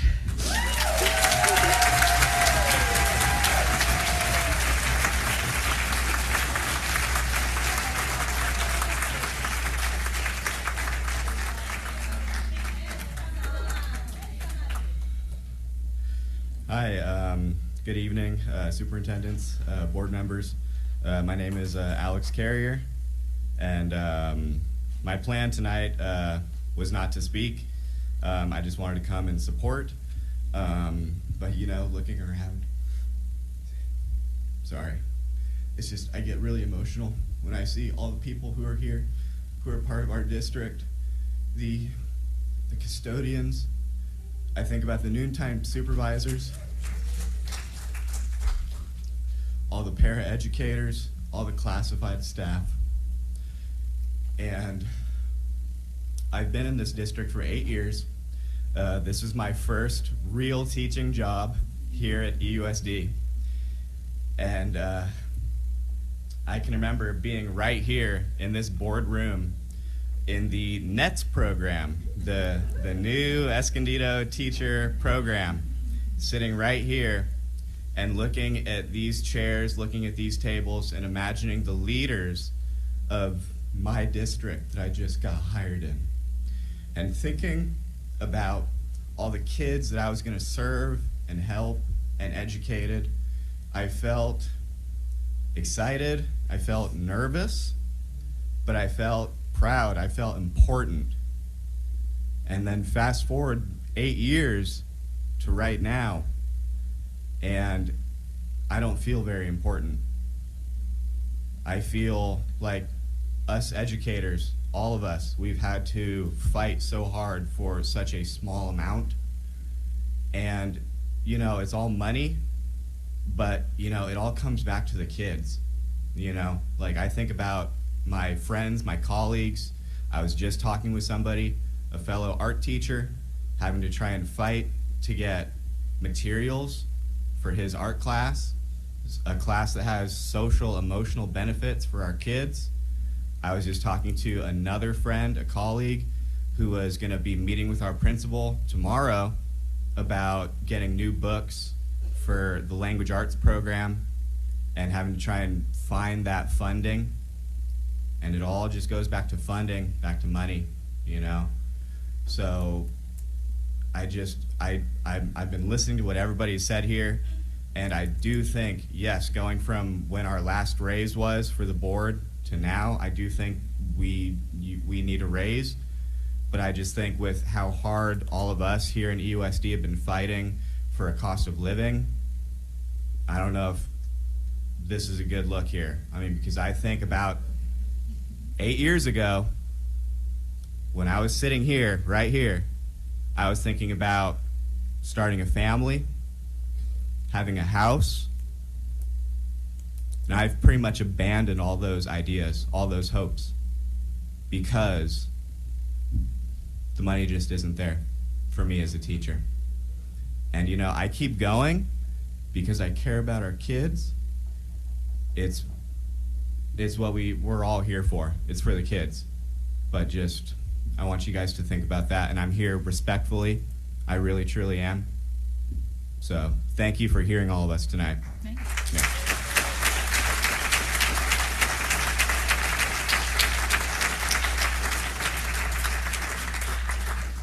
Thank you so much. Thank you all for being respectful to all of our speakers. We do appreciate your input.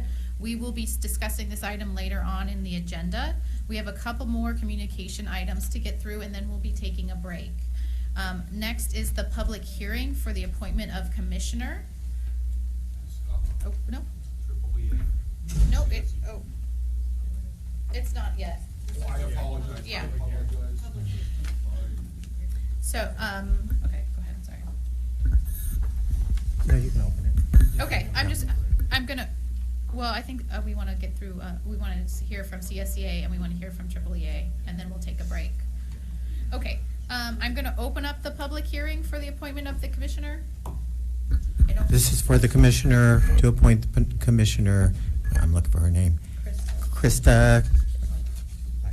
There we go. I have it. Help me with the pronunciation. Klaxic. Is there any public comment? Okay. I'm going to go ahead and close this public hearing. And then next up for CSEA.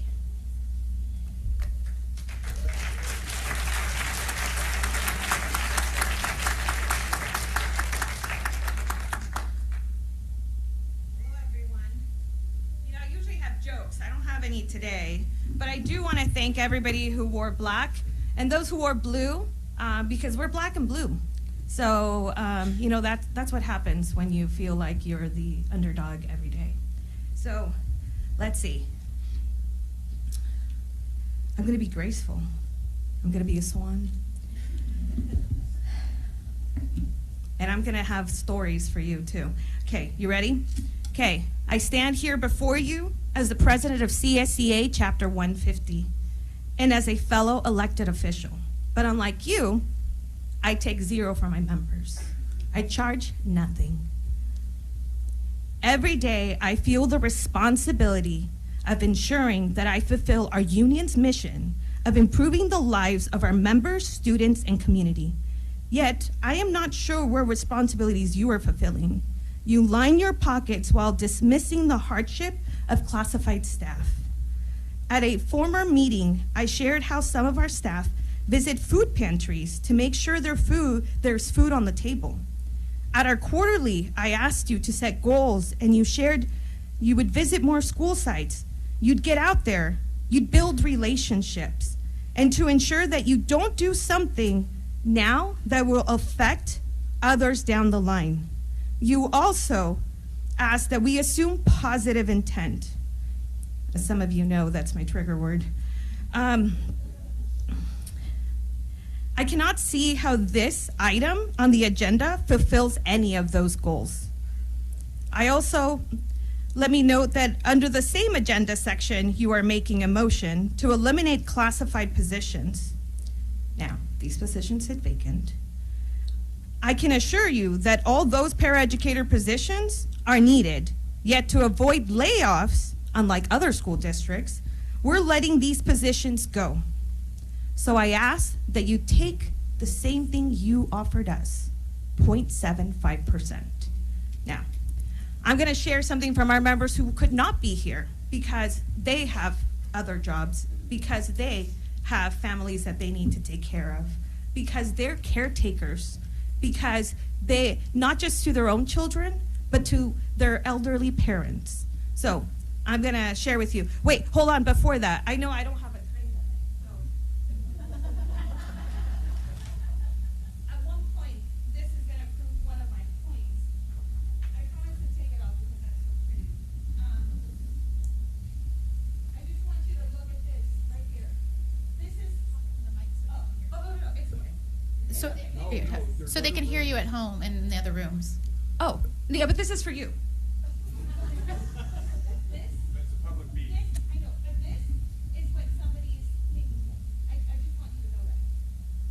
What I told them was that the total amount right there is what somebody's paycheck was this month. Okay? That's an accurate paycheck amount. Mine's over there. Oh, here, let me read it out. I'm walking over. It's $1,747 with 95 cents. That's for a 6-hour para who works 10 months out of the year. So that means they don't get a paycheck for 2 months.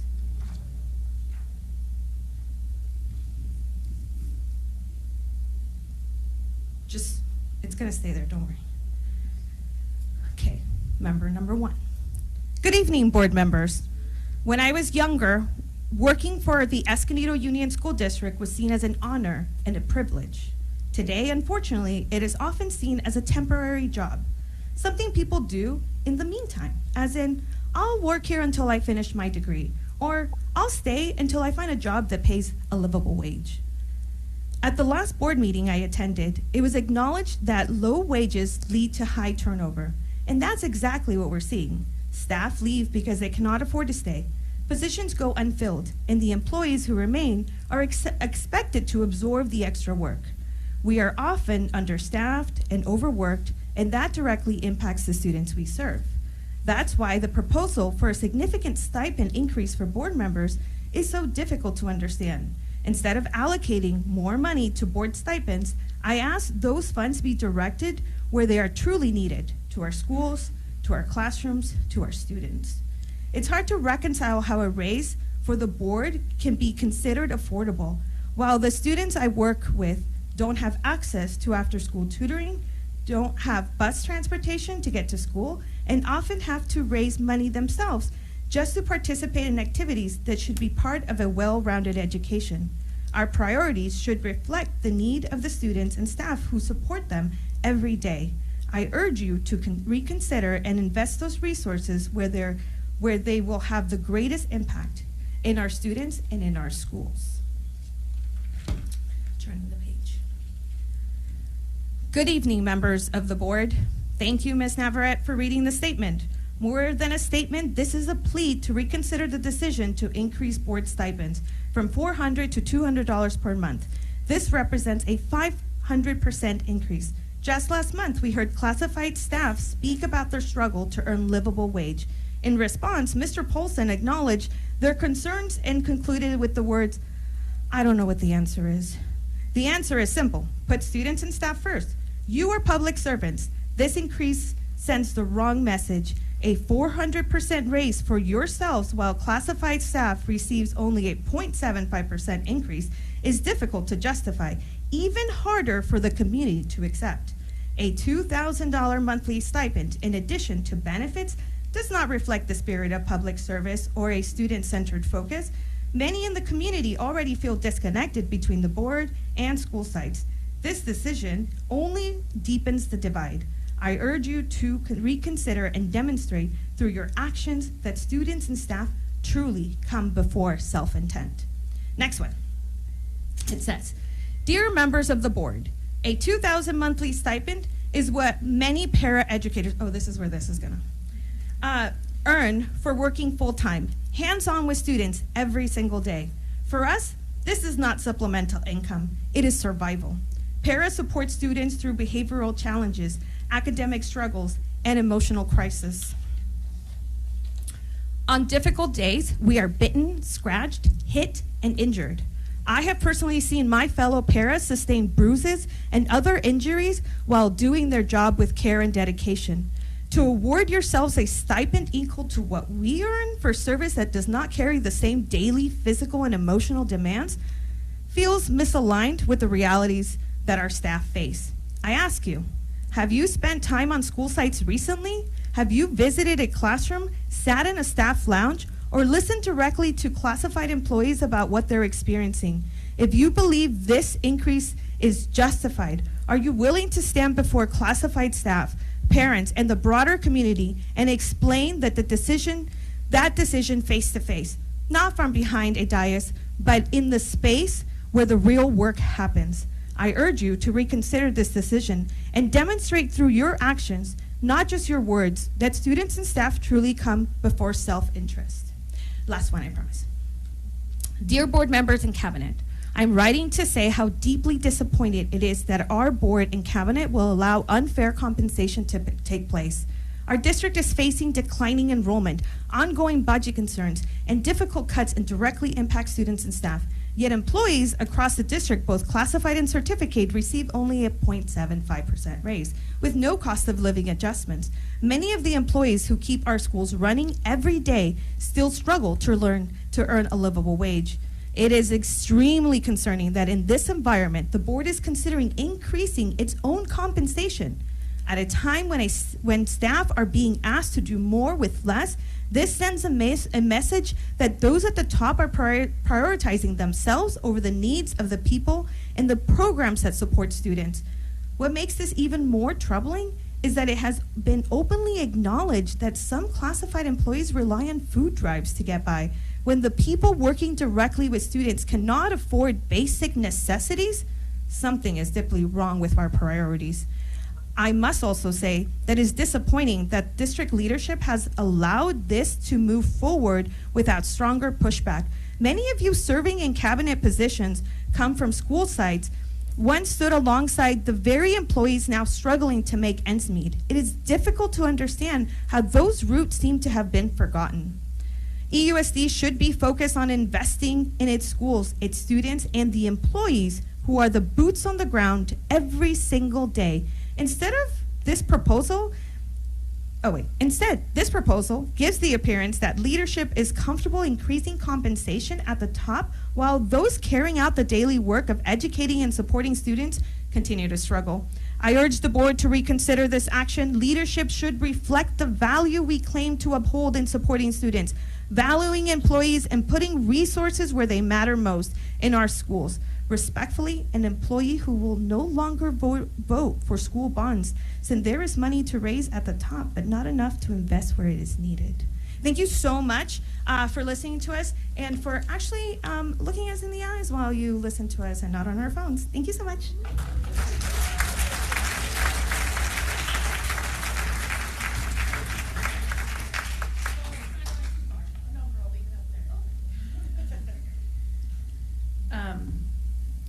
Good evening, President Harper, school board members, Dr. Barra, and cabinet members. I'm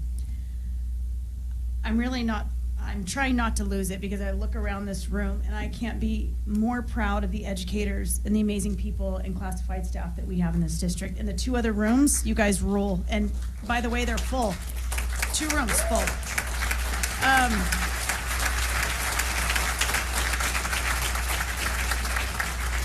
A classified staff member stood up here and said that they're not seen. We see you every day. And we see the blue shirts. And to feel that you're not seen when you go to work is horrendous. And for that, if you ever feel unseen by any of us, I apologize. That's not ever the case. I want to begin by saying that I value public service. As we all know, my husband is a public servant of over 30 years in the fire department. And I can't tell you the countless amount of hours we've spent in his community serving the people of his community without anything in return. And that's what we have in these rooms, are these people, because you know what? We don't get into teaching for the money, guys. It's not there. But I've got to tell you, the love of our students and the love of the families in which we serve is so rewarding and makes us richer than we could possibly imagine. What you guys do is very important.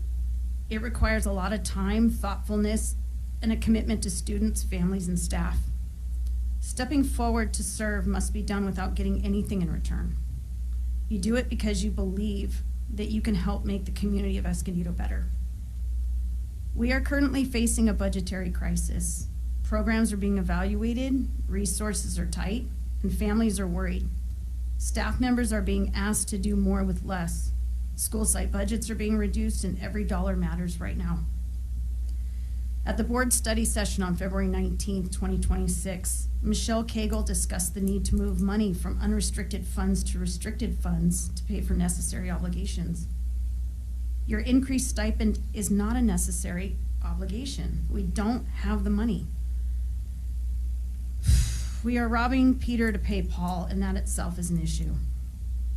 Mr. McGuire stated, quote, "Certainly we need to be efficient. We need to have expenses only to what we need and not more than that. No wasteful spending," end quote. He also stated, quote, "We are running it through this 3-point test. Whatever the idea is, does this idea contribute to an increase in our revenue? Does this idea contribute to a reduction in our expenses? And does this idea contribute to an improvement of our educational opportunities? We shouldn't be making decisions that reduce our educational opportunities." That is a direct quote from the transcript. Your increased stipend answers the 3-point test with a no on each point. You may believe that a $96,000 increase to our expenses is small in comparison to a $200 million budget, but a majority of our budget is restricted. We have to utilize restricted funding within strictly laid out parameters. Unrestricted funding is not an unlimited bank account for you to take from.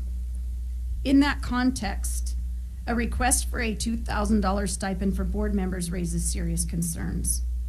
And this stipend would actually give you guys free health care because your stipend would offset any increases that you've seen. We don't give free health care.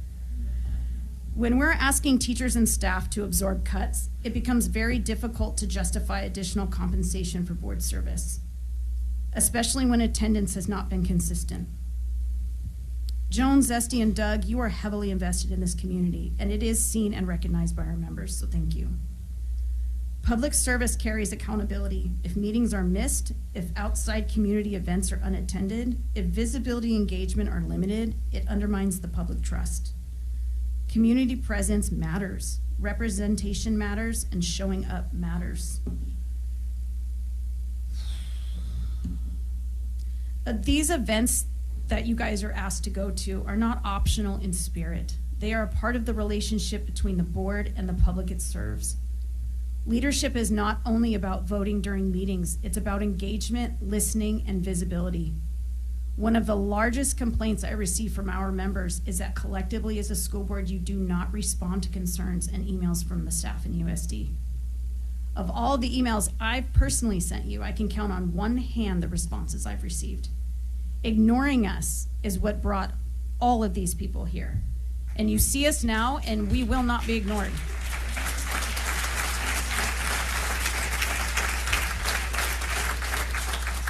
If this obligation is not important enough for you, then step down. Let someone else come in who cares about this community and who wants to serve. There are 2 people in this room who are willing to do it without a raise in stipend. You have to do it for the community, not for the second income that this stipend would secure you. And that's the problem, you guys. It's a second income for you, not for them. Ugh. Who needs this more? You or the classified staff that are asking for food from food banks? The lip service of caring about our staff and community is just that. It's lip service. Actions speak louder than words, and just because you can take a larger stipend, as you've heard tonight, doesn't mean you should. There are no more teachers to cut. You did that already. We're at minimum staffing. You are unwilling to look at the luxuries at the district office. And the quick fix has been to cut the school sites, cut our budgets. That directly impacts our students and community members who are who we serve. It's shameful and inappropriate to take more away from them when you don't need it. If stipends are being considered at all, they should be tied to measurable expectations. You should have consistent meeting attendance. You should participate in community events. You need to demonstrate preparation and engagement when you are in these meetings. And transparency and accountability should be everything. Compensation should reflect performance and commitment, especially in a financial crisis. Our site representatives of AAA are held to a very high standard, and if they do not attend their meetings, they don't receive their stipends. And a lot of them are in this room and have not received some stipends because they didn't show up to meetings. If our executive board doesn't attend their required meetings, they don't get their stipend either. Right now, the message sent by approving this stipend would not be one of shared sacrifice. It would not reflect the reality facing classrooms and our families. Leadership in difficult times requires modeling the values we expect from others: responsibility, accountability, and service before self. Until attendance and engagement are consistent and visible, and until the district's financial situation stabilizes, approving this stipend would be premature. Your stipend fails EUSD's agreed upon 3-point test. I would also like to know who made you believe that we had the money for this to begin with. So that would be a great conversation at our next collaborative meeting. It will certainly be brought up in negotiations when we are likely to be told there's no more money for us. Our priority must remain our students. Every decision should be measured against one question. Does this directly support student learning and well-being? And the answer is simple and clear: no, it just doesn't. And I know the big push is, hey, all the other districts are doing it. Well, that's great, because you know what? San Diego just approved really small sped class sizes, and now they're going to lay off 200 teachers. All the other districts are doing it. Okay, sure, let's do that too, because Oceanside gets free health care. I'd love free health care. That would be pretty awesome. Just saying. There's a lot of great things happening in other districts, but just because their boards got increased stipends, you shouldn't. And I have a solution for you, and I think it's the same as everyone's pretty much said tonight. If you believe you need more money, which clearly by law you were entitled to, then give yourselves the same raise you gave your employees. That means you can add $3 to your current stipend.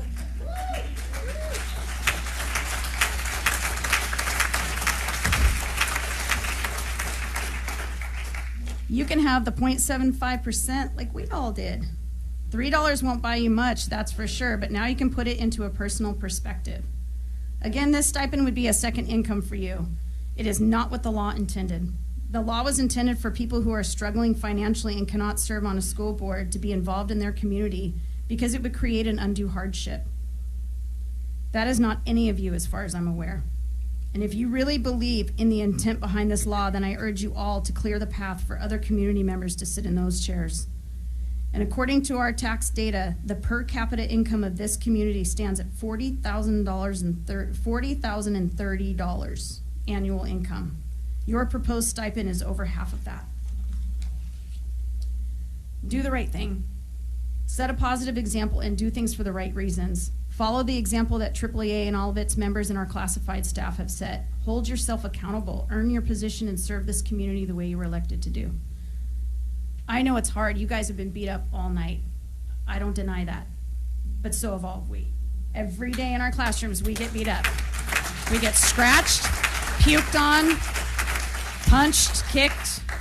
I know because I read the incident reports that all get sent to me.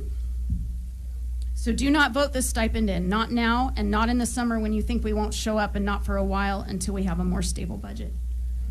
Thank you to the teachers and the staff that showed up this evening to share your concerns. It took time away from your families to be here, and we know you aren't the ones being paid to be here. And with that, we will see you at the negotiations table. Thank you.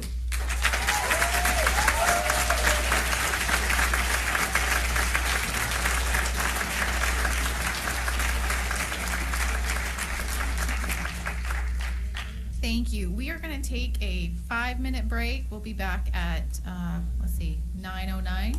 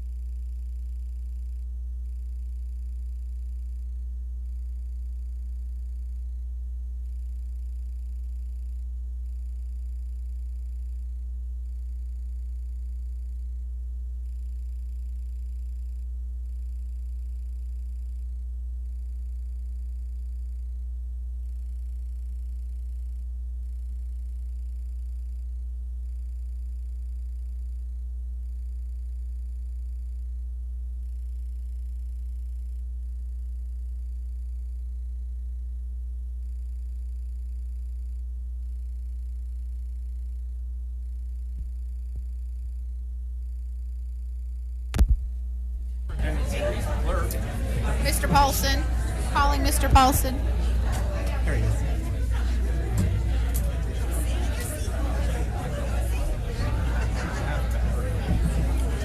I cannot spit out her name. So I phonetically spell. All right, we're going to call our meeting back to order. Please Oh. have a seat. Yeah, it is. I was moving away. We're going to call this meeting back to order. Please have a seat.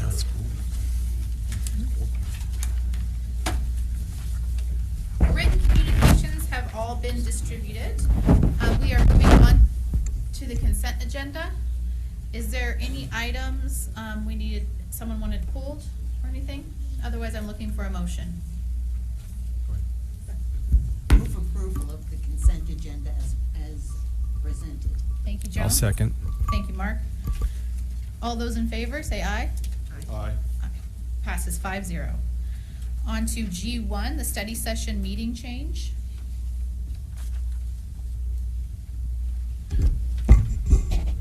G1.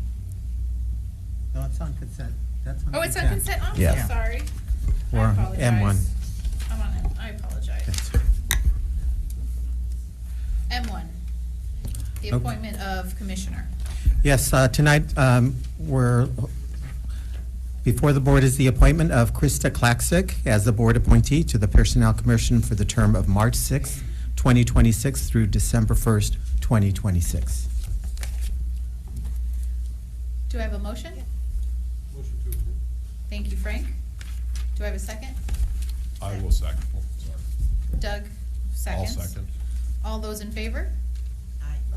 Aye. Passes 5-0. M2, expulsion case.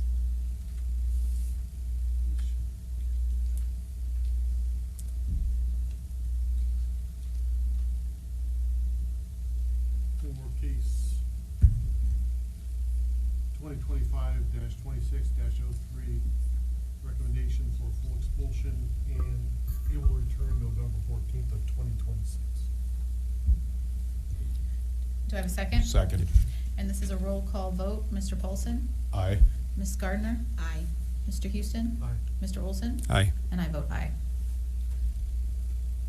Next one is 2025-26-04, recommendation for full expulsion, and it will return on November 14th, 2026.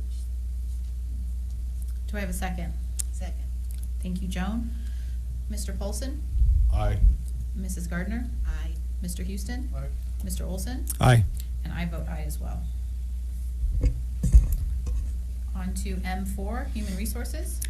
Hi, I'm looking for the adoption of a resolution related to the reduction of vacant classified positions for the 26-27 school year. Thank you. Are there any discussion, or Doug? So I do have a question, a clarifying question. Are any individuals going to be laid off as a result of this? None. These are vacant positions throughout the entire 25-26 school year towards the end, and then they've been vacant the whole time. So I understand that we do have openings for paraeducators at all levels, but it's the position at these specific school sites that we're eliminating, and the reason we're eliminating them is they're not needed at those specific sites. Correct. Is that correct? Correct. All right, thank you. Do I have a motion? Move approval. Second. Thank you, Doug. Thank you, Joan. All those in favor, please say aye. Aye. Aye. Motion passes 5-0. And M5, Yes, I'm looking for approval for two certificated reduced work program participants for the 26-27 school year. thank you. Any questions on that? If not, I'll make a motion as staff recommendations. Thank you. Second. Thank you, Frank. All those in favor, please say aye. Aye. Thank you. Passes 5-0. On to Superintendent's Office. Yes, pursuant to Assembly Bill 1390, which amended the California Education Code, Section 35120, before you is is a discussion action item proposing to adjust the trustee compensation to the new statutory maximum for a district our size in the amount of $2,000 per month. The action item will also amend Board Bylaw 9250 accordingly. Thank you. We appreciate all the comments that we had this evening. So what we're going to do is each one of us, I believe, has something to speak on. So we'll just start at the end with Doug, if you want to make any comments. I think before we, to do this procedurally correct, we need a motion and a second before we open discussion. Would that be the Robert's Rules book that you got for me? Do I have a motion? I'll make the motion. Thank you, Joan. Do I have a second? I'll second it. Thank you, Mark. Now, Doug, would you like to start the discussion? Absolutely. So it's going to come as no surprise that I will be voting against this tonight. That decision was made prior to receiving any communication. And there's really three reasons, all of which have been gone over here tonight. First of all is just the math. Figured this out, and I will admit I used ChatGPT to help me, that in order for our stipend, if we were an employee group, to have increased by this amount over the 42 years, we would have had to receive a 3.9% annual increase. Obviously, other employee groups in the district have not received that type of annual increase. If they had, teachers, column 1, step 1, would be starting out at in excess of $130,000 a year. They are not. And paraeducators would be starting at approximately $41 an hour for a para at 1, and they are not. So the math for me it just is excessive, and I understand the logic that the state legislature took to pass this. It was my Democratic Party that was highly in support. However, so first the math. The second part is, I think everybody knows I have communicated, I hope, my concern for our lowest paid employees. That has been reiterated. I am particularly concerned with our paraeducator pay. Part of the reason that is so personally important to me is that my son is a paraeducator 1. My daughter is an SCSB paraeducator. When they take home their 2 paychecks between them, the average does not reach $2,000 a month. And my daughter-in-law, 7 months pregnant, comes home on it. Well, has come home with bruises, bites, and everything else. So my heart would not allow me. And the third point is just simply my whole attitude towards this thing of all elected officials receiving payment for their service. In my time, this is not about money. It is about public service. And when we when I was elected to do this, when we were all elected to do this, we did this for public service. I was not even aware there was a stipend. And for those reasons, I'm voting no. And I will yield my time back. I have prepared something that I wanted to say, but I have to say, in a way, your analogy with the certificated salaries is a little bit faulty, Doug, because you don't take into account step and column, because in addition to any salary increase, there is a step and column increase, and actually the new contract has allowed for a yearly increase in that way. So the increase in salary is actually more than 0.75. It's not 400%. Yes, I understand that. But let me say, we have always had the ability as a board, per education code, to increase the annual salary or the stipend of a school board by 5% a year. that has never been taken advantage of. There was never a right time. And I have seen in my history, and I remember when there was a big flood of money and over the course of 1 or 2 years, and the salary increases were as high as 8%, in addition to raising the higher steps by more than the other steps. So, and the excuse was people couldn't afford to retire. Those people who spoke today have no idea of the circumstances of individual board members. You think that, or you have the perception that we all come from the public sector and have huge retirements as well, and we can well, or salaries, and can well afford to I had the same experience as Doug. When I first ran for the board, I had no idea that there was even a stipend involved. I simply was passionate about education. So let me go back to my prepared statement. I have devoted 28 years of my life to serving the Escondido Union School District and supporting public education. The stipend for school districts of EUSD's size has been $400 since 1984, 42 years. I just found that out tonight. I have not done the math, but I would venture to say that a 5% yearly increase as allowed by Ed Code would amount to more than $2,000.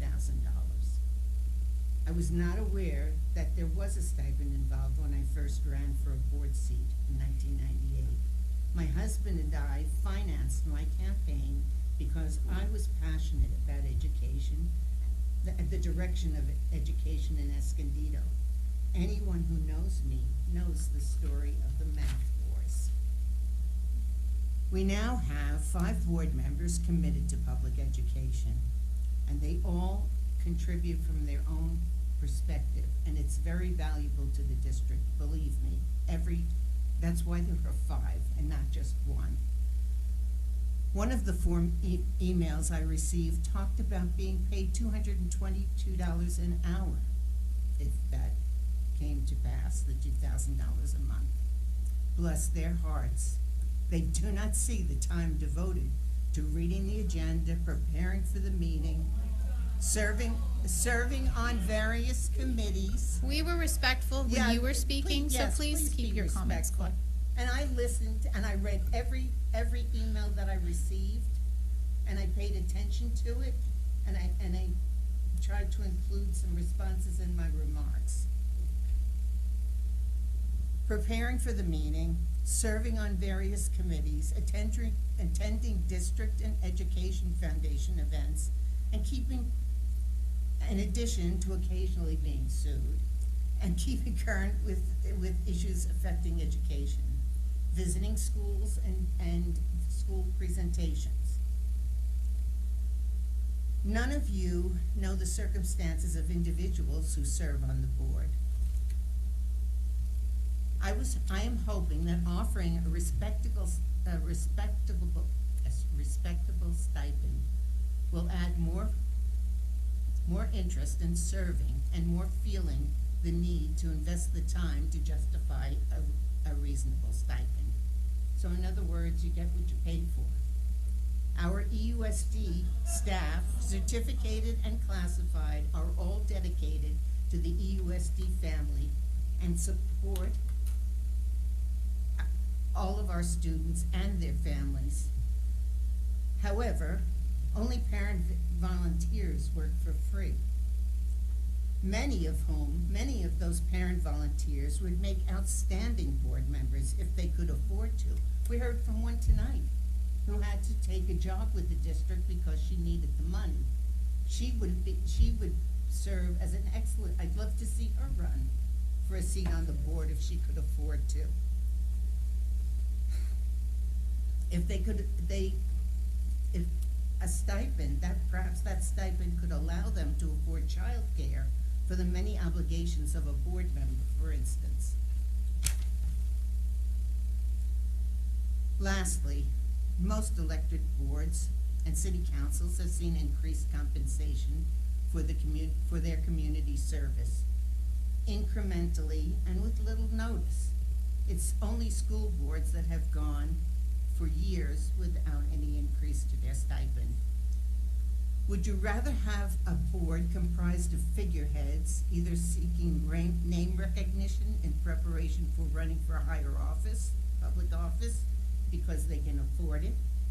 Or would you rather see some community members step up and be able to afford to serve as a board member? That's what I'd like to see. And in addition, I'd like to say, all of you who spoke about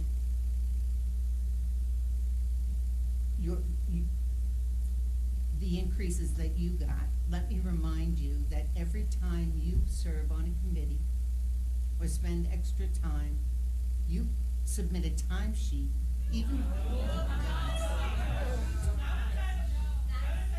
Excuse me, even professional development, are you reimbursed? No. Is that new? No. Have I seen timesheets? So am I incorrect in assuming that there is extra pay? Yeah, like every committee I've been to, they sign in and they can submit a timesheet, whether they do or not, but they can. And you're reminded. Yes. And also, I'm sorry, Brandy, but you of all people, when the district pays a good portion of your cost to represent your association, do they not? The check that we sent to the district every year is roughly $90,000 out of the union bank account. I guarantee you're not making $180,000 at the beginning to pay me. No, but. And you know what, Joan? I don't get paid to be here. And I'm not going to get into. All right. Yeah, I'm not going to get into a back and forth with you. I'd like to have a private conversation with you, because I have to your email. I have a lot of responses, but I'm not going to begin to just individually check you out, except for the fact that you're the last one to speak. So I feel that it's important, again, to attract more. There are so many times, because I knew this was a problem when we split into areas, that the areas are so small, it's hard to attract someone to run. How many times have I gone without an opponent? But I will tell you that every time that I was up for election, whether I had an opponent or not, I prepared myself, and I wished I was able to run again. We used to have forums where people could lay out their positions, where they could tell. The only forum I ever had now is in the booklet that goes out to the voters, and I was always proud to do that. I just wish there were more people interested in serving, and I'm hoping this will be an impetus. And I don't mean people who can afford to have other jobs. I don't mean people from education. That's a mistake. I want people from the community who reflect our community. I'm done. Thank you, Joan. Frank? Well, I appreciate everything that was said this evening. And like Joan had mentioned in reference to every board member has their own reasons for being here, their own reasons for running. When I ran, I was asked to run, and I was asked to run by the Teachers Association. They came to me personally and said, please, will you run? And I did. And the reason why I ran was because I was involved with many schools in my profession. And I wanted to make sure that I could continue that with doing this. When I came on, there was a stipend. I didn't care about it. I don't care about it now. But somebody looked at what is going on and realizes there needs to be maybe some different people coming onto the board. And I agree with that. And I think if you do raise the stipend, that will give opportunities for more people to come up here and sit here and experience this. And I recommend that if you want to, please do. It is an absolutely fantastic experience. And I think that everybody here on the board wants to make sure that this district is number one, that this district is wanted, and that people come here because of this district. So, thank you. That's it. Thanks to my board colleagues for their comments. And I want to thank everyone. Whether we agree or disagree, I know it takes time. I know it takes effort to stand in front of a microphone and to share your thoughts. I know I could tell that some were very nervous. And to each of you that spoke, especially those that may have been the first time, I appreciate you coming out. I appreciate you mustering up the courage to do so, because I know that it's not easy, and it takes time and it takes energy, and it takes time away from your families and your friends. And so regardless, I'm grateful that you came and took the time to be with us this evening. Like Frank, you know, I was asked to run. I had no intention. I was just an involved parent at my kids' elementary schools and my kids' middle school, and eventually the high school, but that's a different district. Matter of fact, when they asked me to run, I tried to find other people to run actively, and no one else wanted to, so I did. And I'm glad that no one else did, because it's been a great experience. I too didn't know anything about the stipend, and it's not important. It was one thing that just wasn't a big issue. But as I started talking to other people looking for my exit path, I realized that there are people that, you know, would serve this community wonderfully. And so when I heard about this AB 1390, and far be it for me to agree with hardly anything this state legislature passes. Trust me, there's hardly anything. And then I saw that it was passed almost unanimously, and read more about the justification for it. And then I started to realize, you know what, that fits a lot of the individuals that I think would be fantastic for this community. That might entice them to be more involved, because they would serve. And one of the cool things about being a board member, and it's really cool, but it is really demanding, and some may feel differently. They may judge whether we are engaged in the community, and that's fine. That's your prerogative. You know, we all serve in different capacities, and we all engage and interact with in different capacities.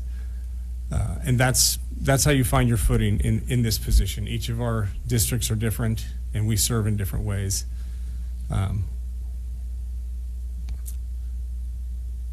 But you're never not a board member in the community.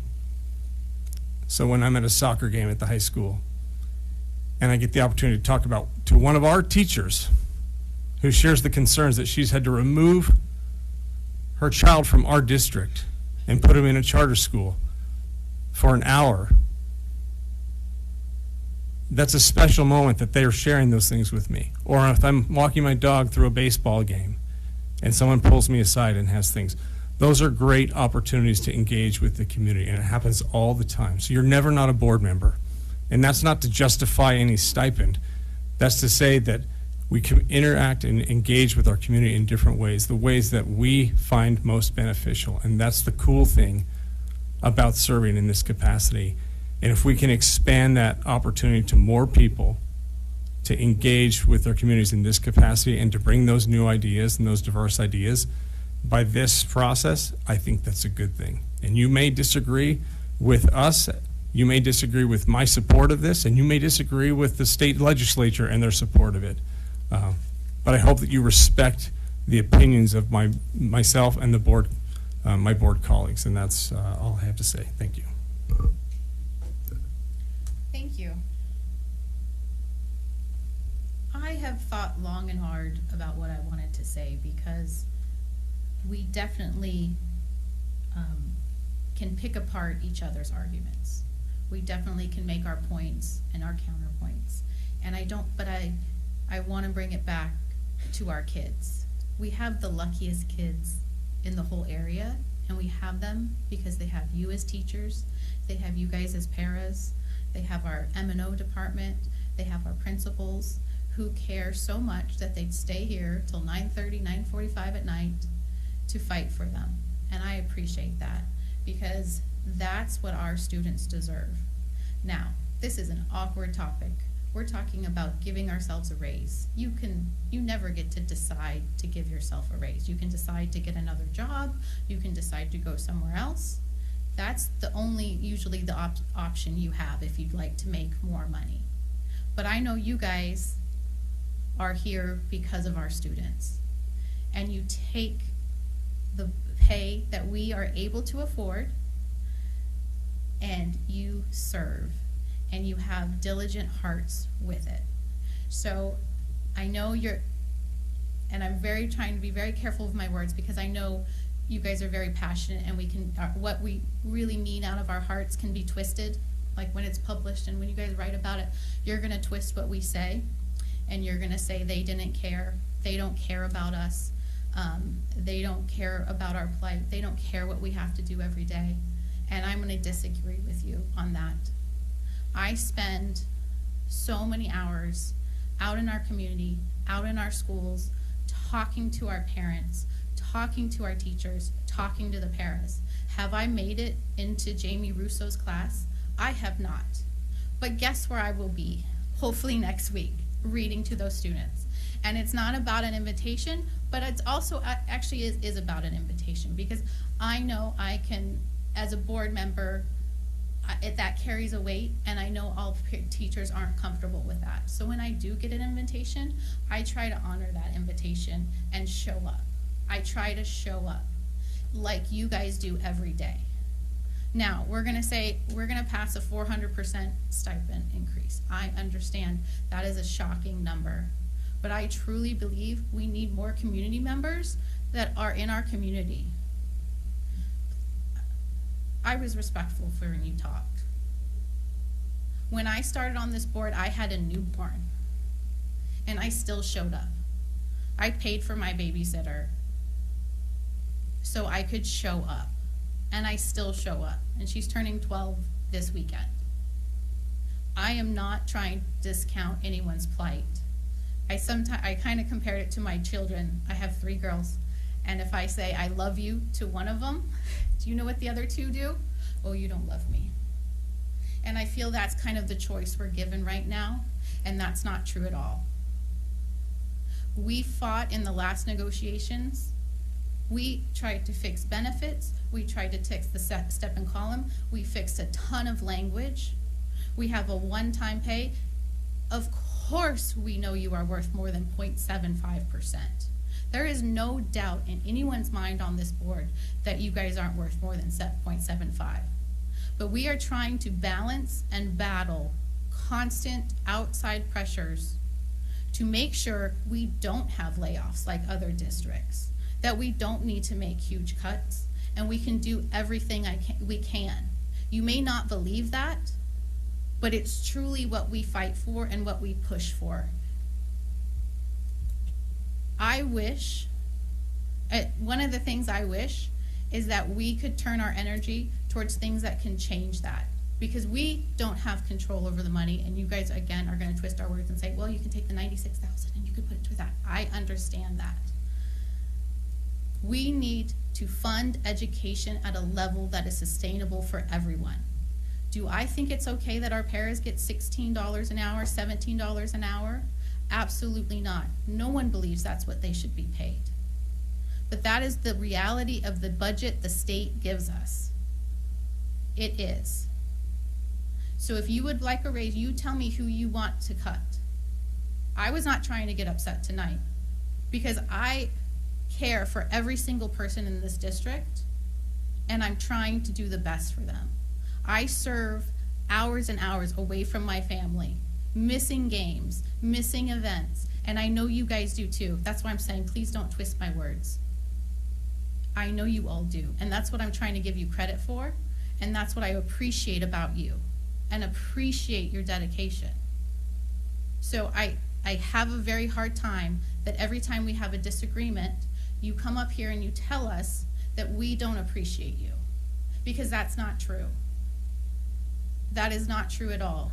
You, again, are going to twist my words. I understand that, but we do appreciate you, and our students appreciate all your sacrifices. So I'm sorry I got a little heated. I promised myself I wouldn't. Again, We are gonna vote on this.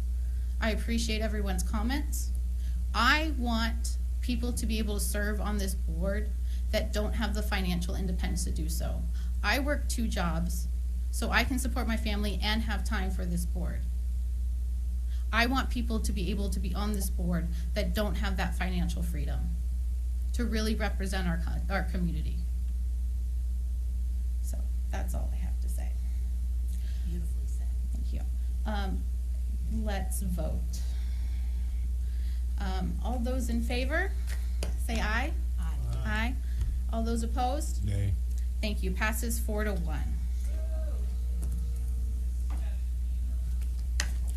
All right. Next item on the agenda. Sorry, I lost my place. A delegate?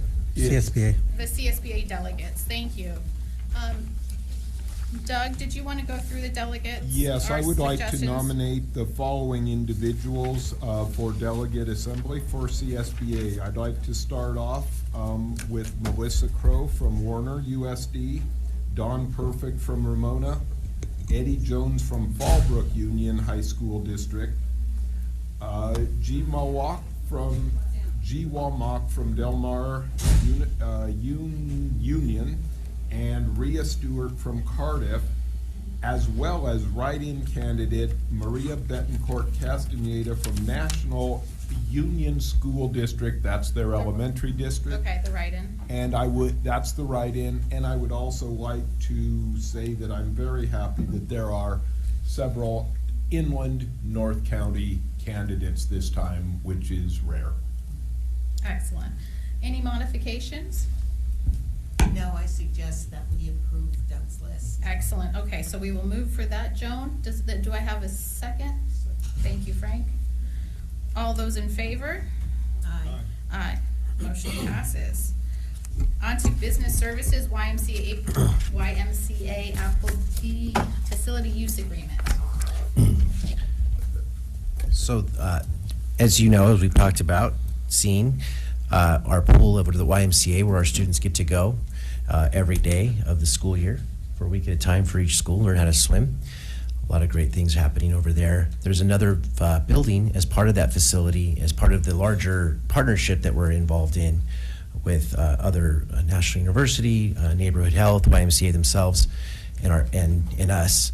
And the Appleby building, which used to be a preschool building, they use it for different young children type activities over there, but it's not been used for many years. And so we have already been in a lease agreement for this facility, for this building, as well as the pool for the last, for a year and a half now.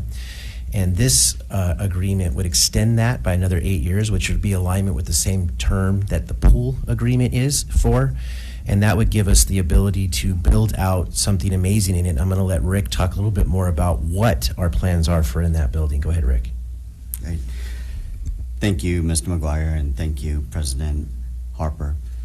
So, as you know, we have an extraordinary expanded learning opportunities program. We refer to it as our Explore program, and this program continues to grow. It's become kind of the hallmark program throughout San Diego County, and this opportunity to actually continue to expand it. So, as Mr. McGuire mentioned, currently we have students in our after-school program going over to the YMCA pool. So far, we've already had over 800 students take field trips over there and have a week of aquatic programming. Really important because students are not only learning important water safety lessons, but they're also having some life-changing experiences. And that's kind of the goal of our Explore program, is to give students these opportunities to reach their limited potential.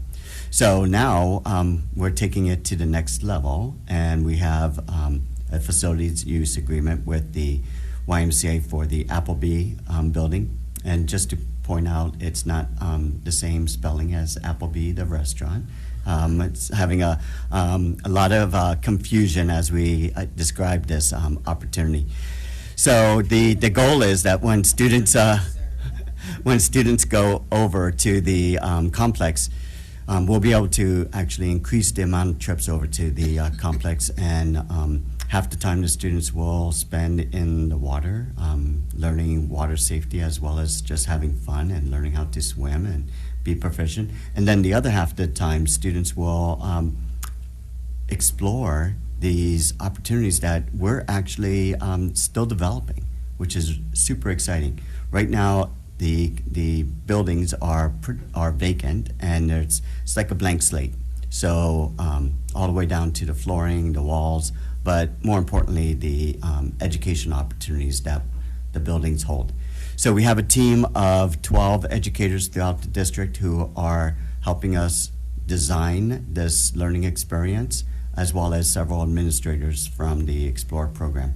And so what it will entail, we're not fully sure.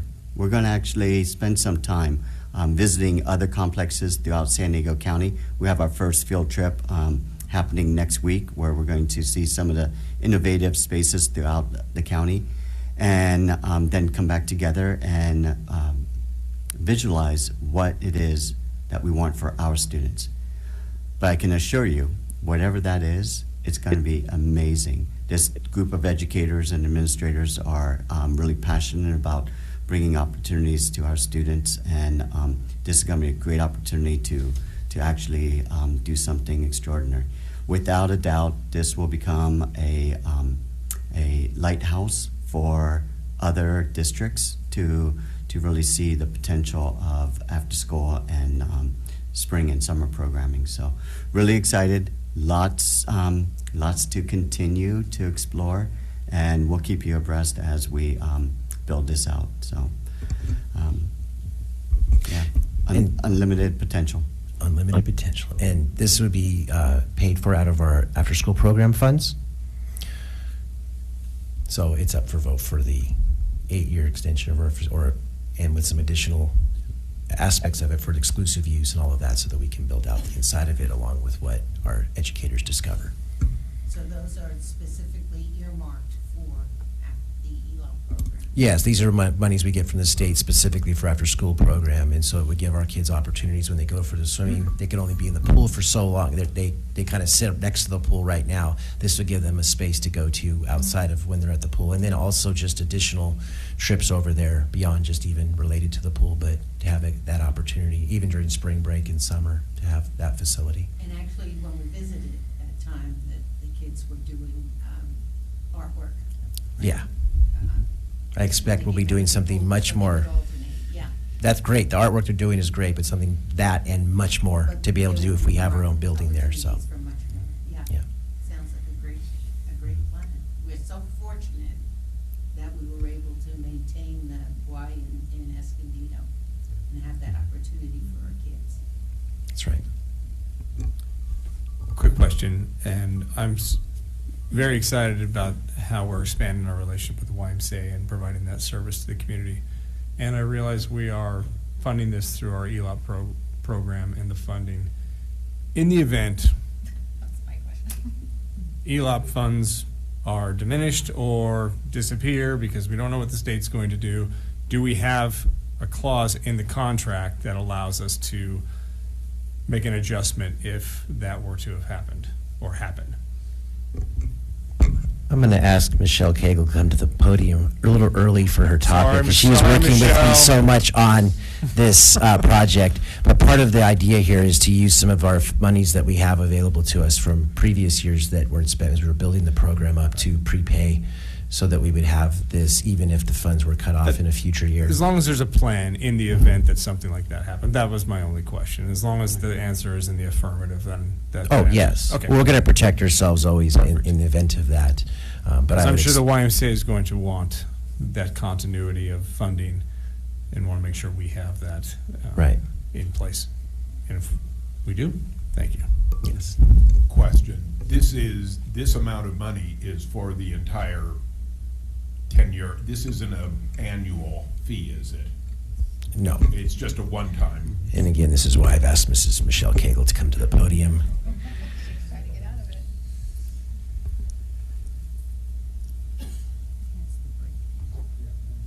It's for the entire 8 years, that $1.2 million. Thank you. go far.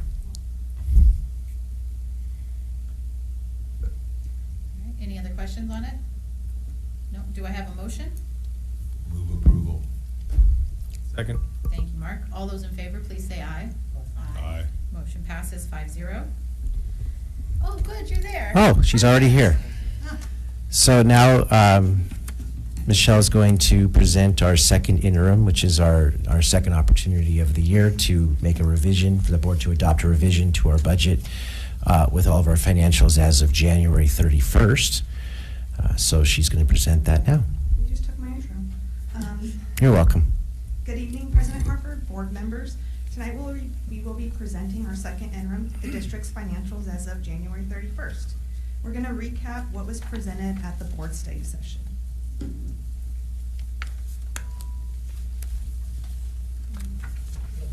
we go. The last adopted budget was the first interim. When comparing the first interim to the second interim, there were minor changes since then. And then here's a breakdown of those changes. On the revenue side, the net decrease in revenue is attributed to the decrease in our unduplicated pupil percentage and an increase to our home-to-school transportation and an increase to the interest that we earn in the county treasurer. For the restricted revenue, Central and Pioneer joined Lincoln as recipients of the Literacy Coach and Reading Grant. Then there's the standard updates to the entitlements such as all of our titles, early intervention, and Prop 28. For the expenditures, for the unrestricted, this is just the finalized negotiation settlements. For the first interim, we were able to reflect the majority of those costs. For the restricted side, it's aligning the budget expenses to the revenue changes. The budget revenue and the budget expenses must match. And then for ELOP, it's the exciting partnership that we continue to have with the YMCA that you guys just approved.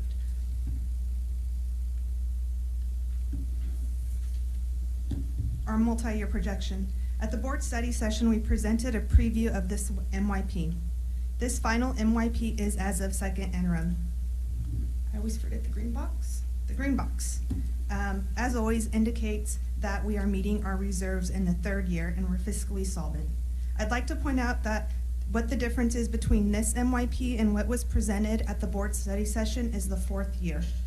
At the board study session, we showed the fourth year. The reason for that was because we were discussing our 26-27 budget, and in that third year, it would have been the fourth year.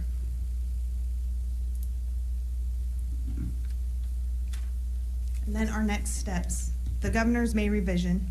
At the May revises, where we will gain a better understanding of the proposed $9.2 million in one-time revenue that the governor proposed in January for the 26-27 year.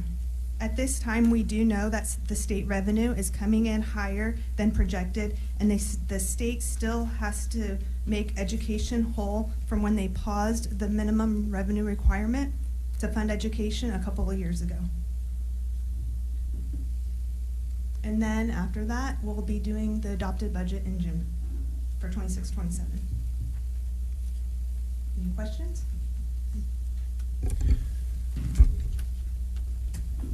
So the action before you tonight is to adopt the revision. That's the actual action taken of the budget, including these numbers as you presented tonight. Any comments? Move approval of the revision. Thank you, Joan. Thank you, Frank. All those in favor, please say aye. Aye. Aye, passes. Thank you so much, Michelle. Thank you. Appreciate it. Okay, so we have a few board policies. First read was, does anyone have any questions on them? Or do I have a motion for approval?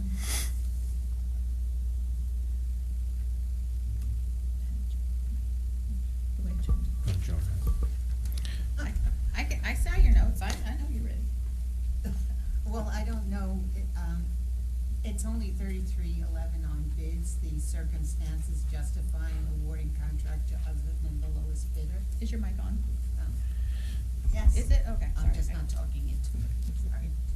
So the, policy 3311, bids, circumstances justifying awarding the contract to other than the lowest bidder. And most of them I understood, allowances for design build and lease back, and disabled vet or small business as allowed by law or our policies.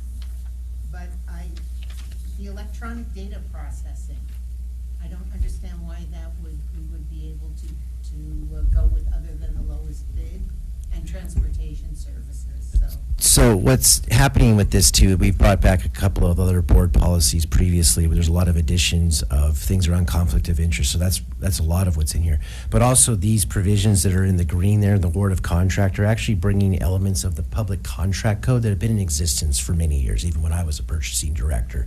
So that's something that just being brought into the board policy, so it's not necessarily a new law. But like for the purpose of when it comes to like technology type of equipment, when we go out to bid for that, there's such a specialized service and products that are involved in that. And so then when we get to, essentially we get to like the lowest three bidders, and then we can negotiate with them, because there could be some customizations and things like that that we might need that wouldn't otherwise be a standard cookie cutter thing that they would bid on.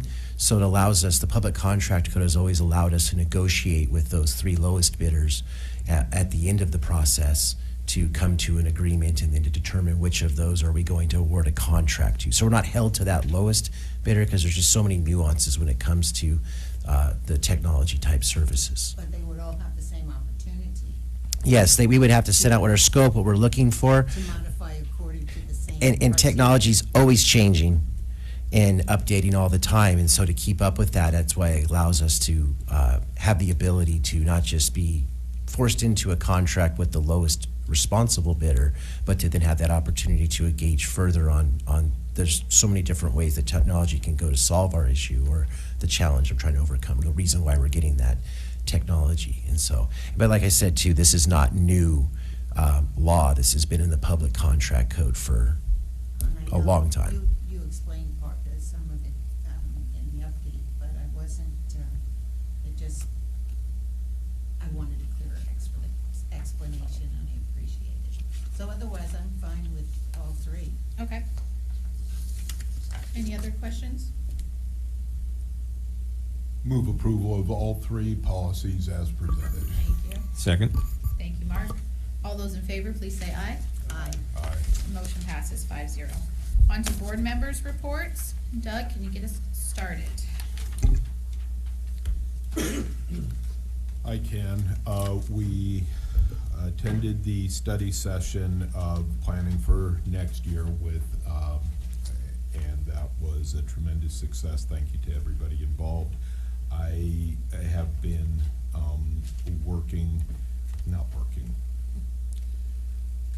attending several meetings with the San Diego Foundation, SDCOE, and the Children's Initiative regarding the after-school programs in the county, partially because of my position here, and the fact that Escondido is looked at as such a regional leader in the after-school program area, and just talking with different districts, different people about what we're doing here. Not that I'm an expert on what is happening in the Escondido Union School District, but as an advocate for a robust and rich learning experience for students in those after-school programs. And I just want to once again commend our entire staff that works on all of those programs for the excellent work that they do and everything that they're providing our students with. Thank you. And I also, I have been visiting. I understand it's not going to sit well tonight, but I want to commend everybody involved in this district for the absolutely wonderful things that we do for students. I've spent the last 10 days working with schools in American Samoa, and I returned last night specifically for this meeting, and I just want to tell you again how lucky our children are to be here and to have the exceptional opportunities that are provided in this district. So thank you all. So since our last regular board meeting, and Doug, you didn't mention, but I had the opportunity to attend the February gala put on by the Escondido Education Foundation. And it was so well attended, more than usual even. And of course, Mr. Paulson was the auctioneer extraordinaire again. He was very generous with people's bidders numbers, just letting you know. Yes, yes, and he made the mistake of letting his daughter have his bidding battles. So he bid on, she tried really hard, yes. And to put his number down on plenty of items. And I also attended, along with Mrs. Harper, the Gate Collaborative meeting, the recent one, and that was very well attended, especially because it was right after the notification to the new Gate parents, and I hope they will stay involved. It's really important. That's always been an issue that's very important to me as well. I had the opportunity yesterday to read to 2 classrooms at Oak Hill School, a preschool class. It's very different, and a 4th grade class. No, actually, they were a 3rd grade class, and I'm finding I think 3rd grade is my best presentation. But I had a lot of fun, and the kids seemed to enjoy the book as well as the teacher. I brought my own book with me this time from my youngest son's childhood. And on tomorrow, I'll be reading at Juniper. And that's my report.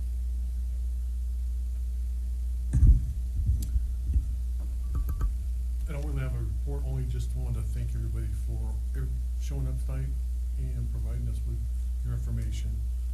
Also, I wanted to thank Brandy for having that one-on-one a couple weeks ago. I appreciate that time, taking out of your day to sit down and talk to me. Additionally, Andy, having the one-on-one with you, I appreciate that. I'm looking forward to more conversations. Thank you. Okay, I was able to attend, represent the board at the safety committee last week. Trent gave us a great report on how we're doing on our campuses. That came out wrong. Not a lot of suspensions, but a lot of the information was about our rate of suspension, and we're trending in the right direction. But I believe, obviously we had a couple more incidents that we had to deal with this evening, and I think staff's doing a really good job. There was a discussion about the software and how they'll be implementing that going forward. So I appreciate Trent and all the staff that were involved in making that presentation. Interestingly enough, it kind of got sidetracked, loosely connected to safety with respect to technology, and Trent was able to get us back on track. But I think it was a really important conversation because I am hearing a lot about technology usage from our parents, specifically the younger students in our district, and how we are utilizing technology, and are we utilizing it in the best way. And so I'm grateful to hear Mr. Oster let me know that there will be a survey that's going out to try and redefine, or at least refine, how that is used to try and utilize it to the most optimal way for the learning of our students. So I was happy to report to several of the parents that had inquired that there is active activity going on within the district administration as to making some changes that will better reflect the best practices and best uses of technology. Because I think, and I appreciated Brandy and Noemi's comments on that as individuals who are hands-on and down in the weeds with respect to teaching, and so I appreciated their comments on that. I was in the neighborhood of Reedy Creek the other day, and I noticed there was a lot of cars on the street, and so I thought maybe there was an event going on, so I stopped, pulled in, and I think it was the VIP lunch thing that was going on where parents bring, which I have mixed feelings about, because I used to get calls from my daughter and say, can you bring me lunch? And then she never wanted me to stay, she just wanted lunch. And which, wasn't very good as a father nor a board member. But I was a little concerned that if there ever was a emergency, the entirety of the red zone was completely blocked. So Just an observation, but I think on the positive, we'll end on the positive side of that one. We have very engaged families that like to spend time on campuses, and so I'm grateful for the culture that the staff there, as well as all of our staff at all of our campuses, put into making sure families feel welcome and participate in that. And then one thing that's not necessarily part of our conversation, but I think it's going to impact us. The city of Escondido is making some major improvements at Grove Park, which I have had conversations with them that it's not a very good idea. In fact, it's a terrible idea. And I think it's going to impact both Mission as well as Pioneer. And so I've talked to Mr. McGuire, but I think it's something that we as staff as well as board members need to make sure we're keeping an eye on, because that's going to impact the safety of our students and the families in that neighborhood, because I think it's going to cause a great deal of crossing at non-safety intersections. So just something I think we need to be aware of and try and engage our city stakeholders as much as they will not listen. I think it's going to be a considerable safety issue as those improvements come into fruition. And that is my report. Thank you. Thank you so much. Thanks for bringing up the education event. I did forget the foundation event was a fun time, and the food was delightful as well, because Orange Glen, again, their students catered it. It was delicious. I am continuing my MTSS tour, so I got to go with Sonia, which, oh, by the way, I have a great picture of you from Juniper, from a different decade. But it was really cute. I need to send it to you. But I appreciate it. She's at Felicita, and I just appreciate spending time with her and seeing what her daily struggle is like. Not struggle. You love it. But, I mean, the challenges that you have every day. But I just, again, talking about the benefit of a community member, even seeing you in the Juniper book back to, I think it was 1999-ish. I mean, you were a student there, obviously, in 1999. But just the ideas and the experience and what you've already worked through, I was really, you gave me a lot of great things to think about of your position and the ideas you had, and how you know all of their students, and what you're trying to establish there. So I wanted to thank you, but I really appreciate you taking the time, because I know you don't even have time to eat. You're sitting there eating. So I appreciate that so much, and I learned a lot, and I thank you for introducing me to your family liaison, Laura, and then the math TOSA as well, Heather. Fabulous. But again, thank you for that. I attended the GATE Collaborative too, which was very exciting. It was this room was packed, and we weren't being yelled at, so that was great too. But I'm just kidding. But it was packed with newly identified families, and so they were excited for how to support their students. And I appreciate that we have a GATE Collaborative. I did make the suggestion that we do a separate meeting, a first-timers meeting, so they understand what the challenges they may face and the benefits of it and how we can support their students. But we had a great presentation on what EUSD does in the district to support our GATE students, because we still keep that as a priority for us. So my second stop for the MTSS was for Brooke Banks over at Conway, and I was able to, we did a couple rounds of, recess and issues with children, so that was great to see her working her magic, as I like to call it. But I also got to sit in the CSAT meeting. So the CSAT had the principal, the MTSS, the school psychologist, a couple other people, so forgive me, but they really, the social worker, thank you. Thank you. And they have a list of identified students, and they take 4 or 5 students every time they meet and really look at their file and their report and their what's going on and the teacher's recommendation. And so they're trying to see how they best can support that student to bring them up to grade level, and different ideas, or maybe testing, or maybe an intervention or something they can do to really pull up those struggling students. So it was very good to see it. I know that's very time consuming. I think the whole CSAT and the SST process is a very time-consuming process to try to fit into a day, especially when you want to involve the teacher as well, which I think is very important.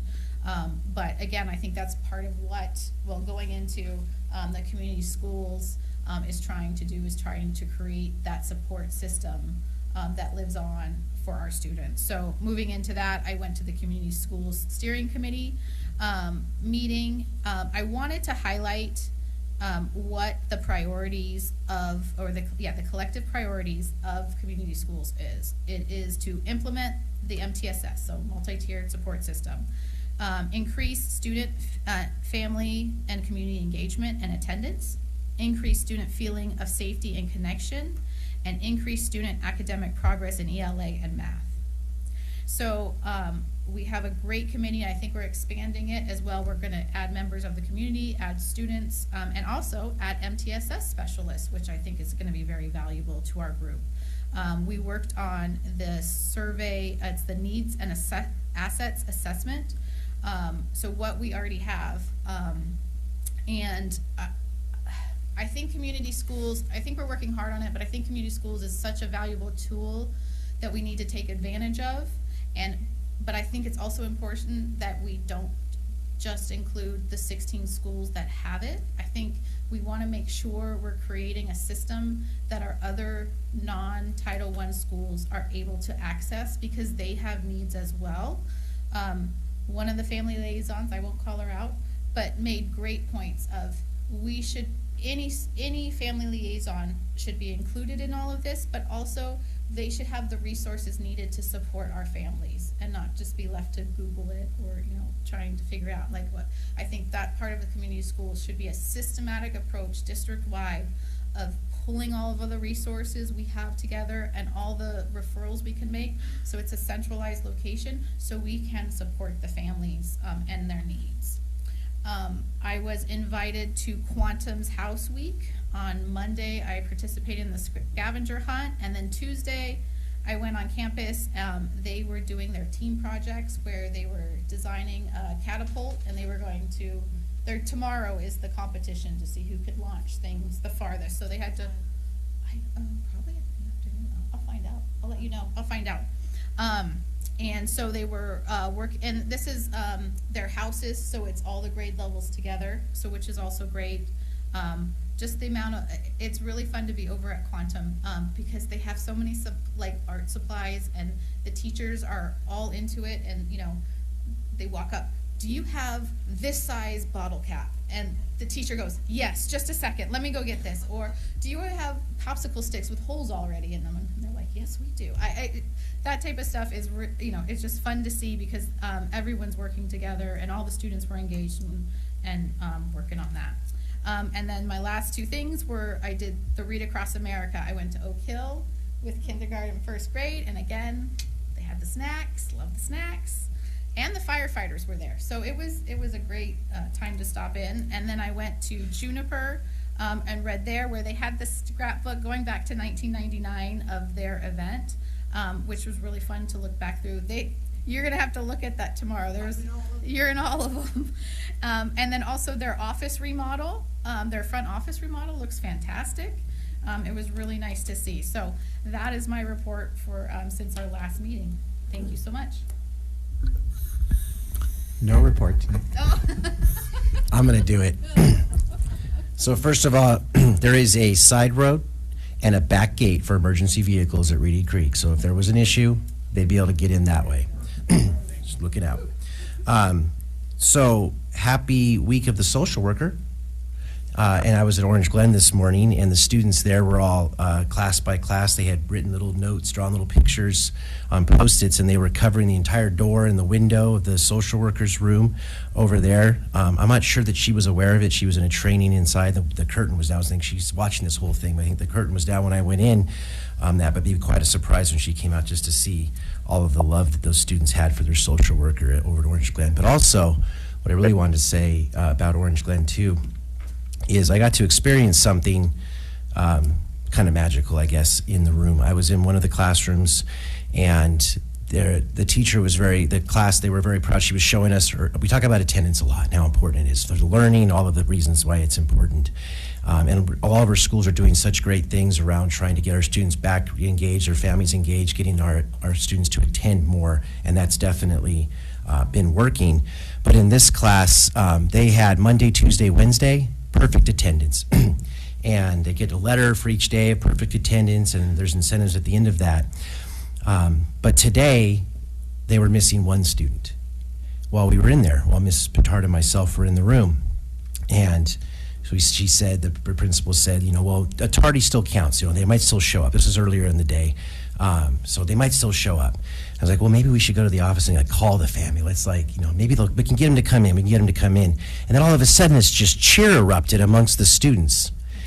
And that student just walked in while we were in there. And the kids knew exactly the context of it. They knew what happened. One of the students ran to the door to get the magnet they have to put on the outside of the door, showing that they have perfect attendance again in their room. And you could just see the pride on the teacher's face and the engagement that she's created and the love in that room where, one of their own was missing, and when they showed up, they were just so happy. Everyone was so happy that student was there. And so we're cheering them on for tomorrow for a perfect week of perfect attendance, and I expect the amount of energy and love in that room that every one of them will show up. So thank you to everybody out there that's working on keeping our students engaged and coming to school, and I think just wanted to end this meeting on just that kind of a positive note. So thank you all for coming, and go ahead. Thank you. Will you let us know in the Friday update if they had perfect attendance? We need to know now. Oh, let's know. Well, we're hoping. Our next meeting will be March 19th here in this room at the Carolyn Gilbert Education Center. We do not need to go back to closed session, and we want to have a report out of it. So I am going to adjourn the meeting, and everyone have a great weekend.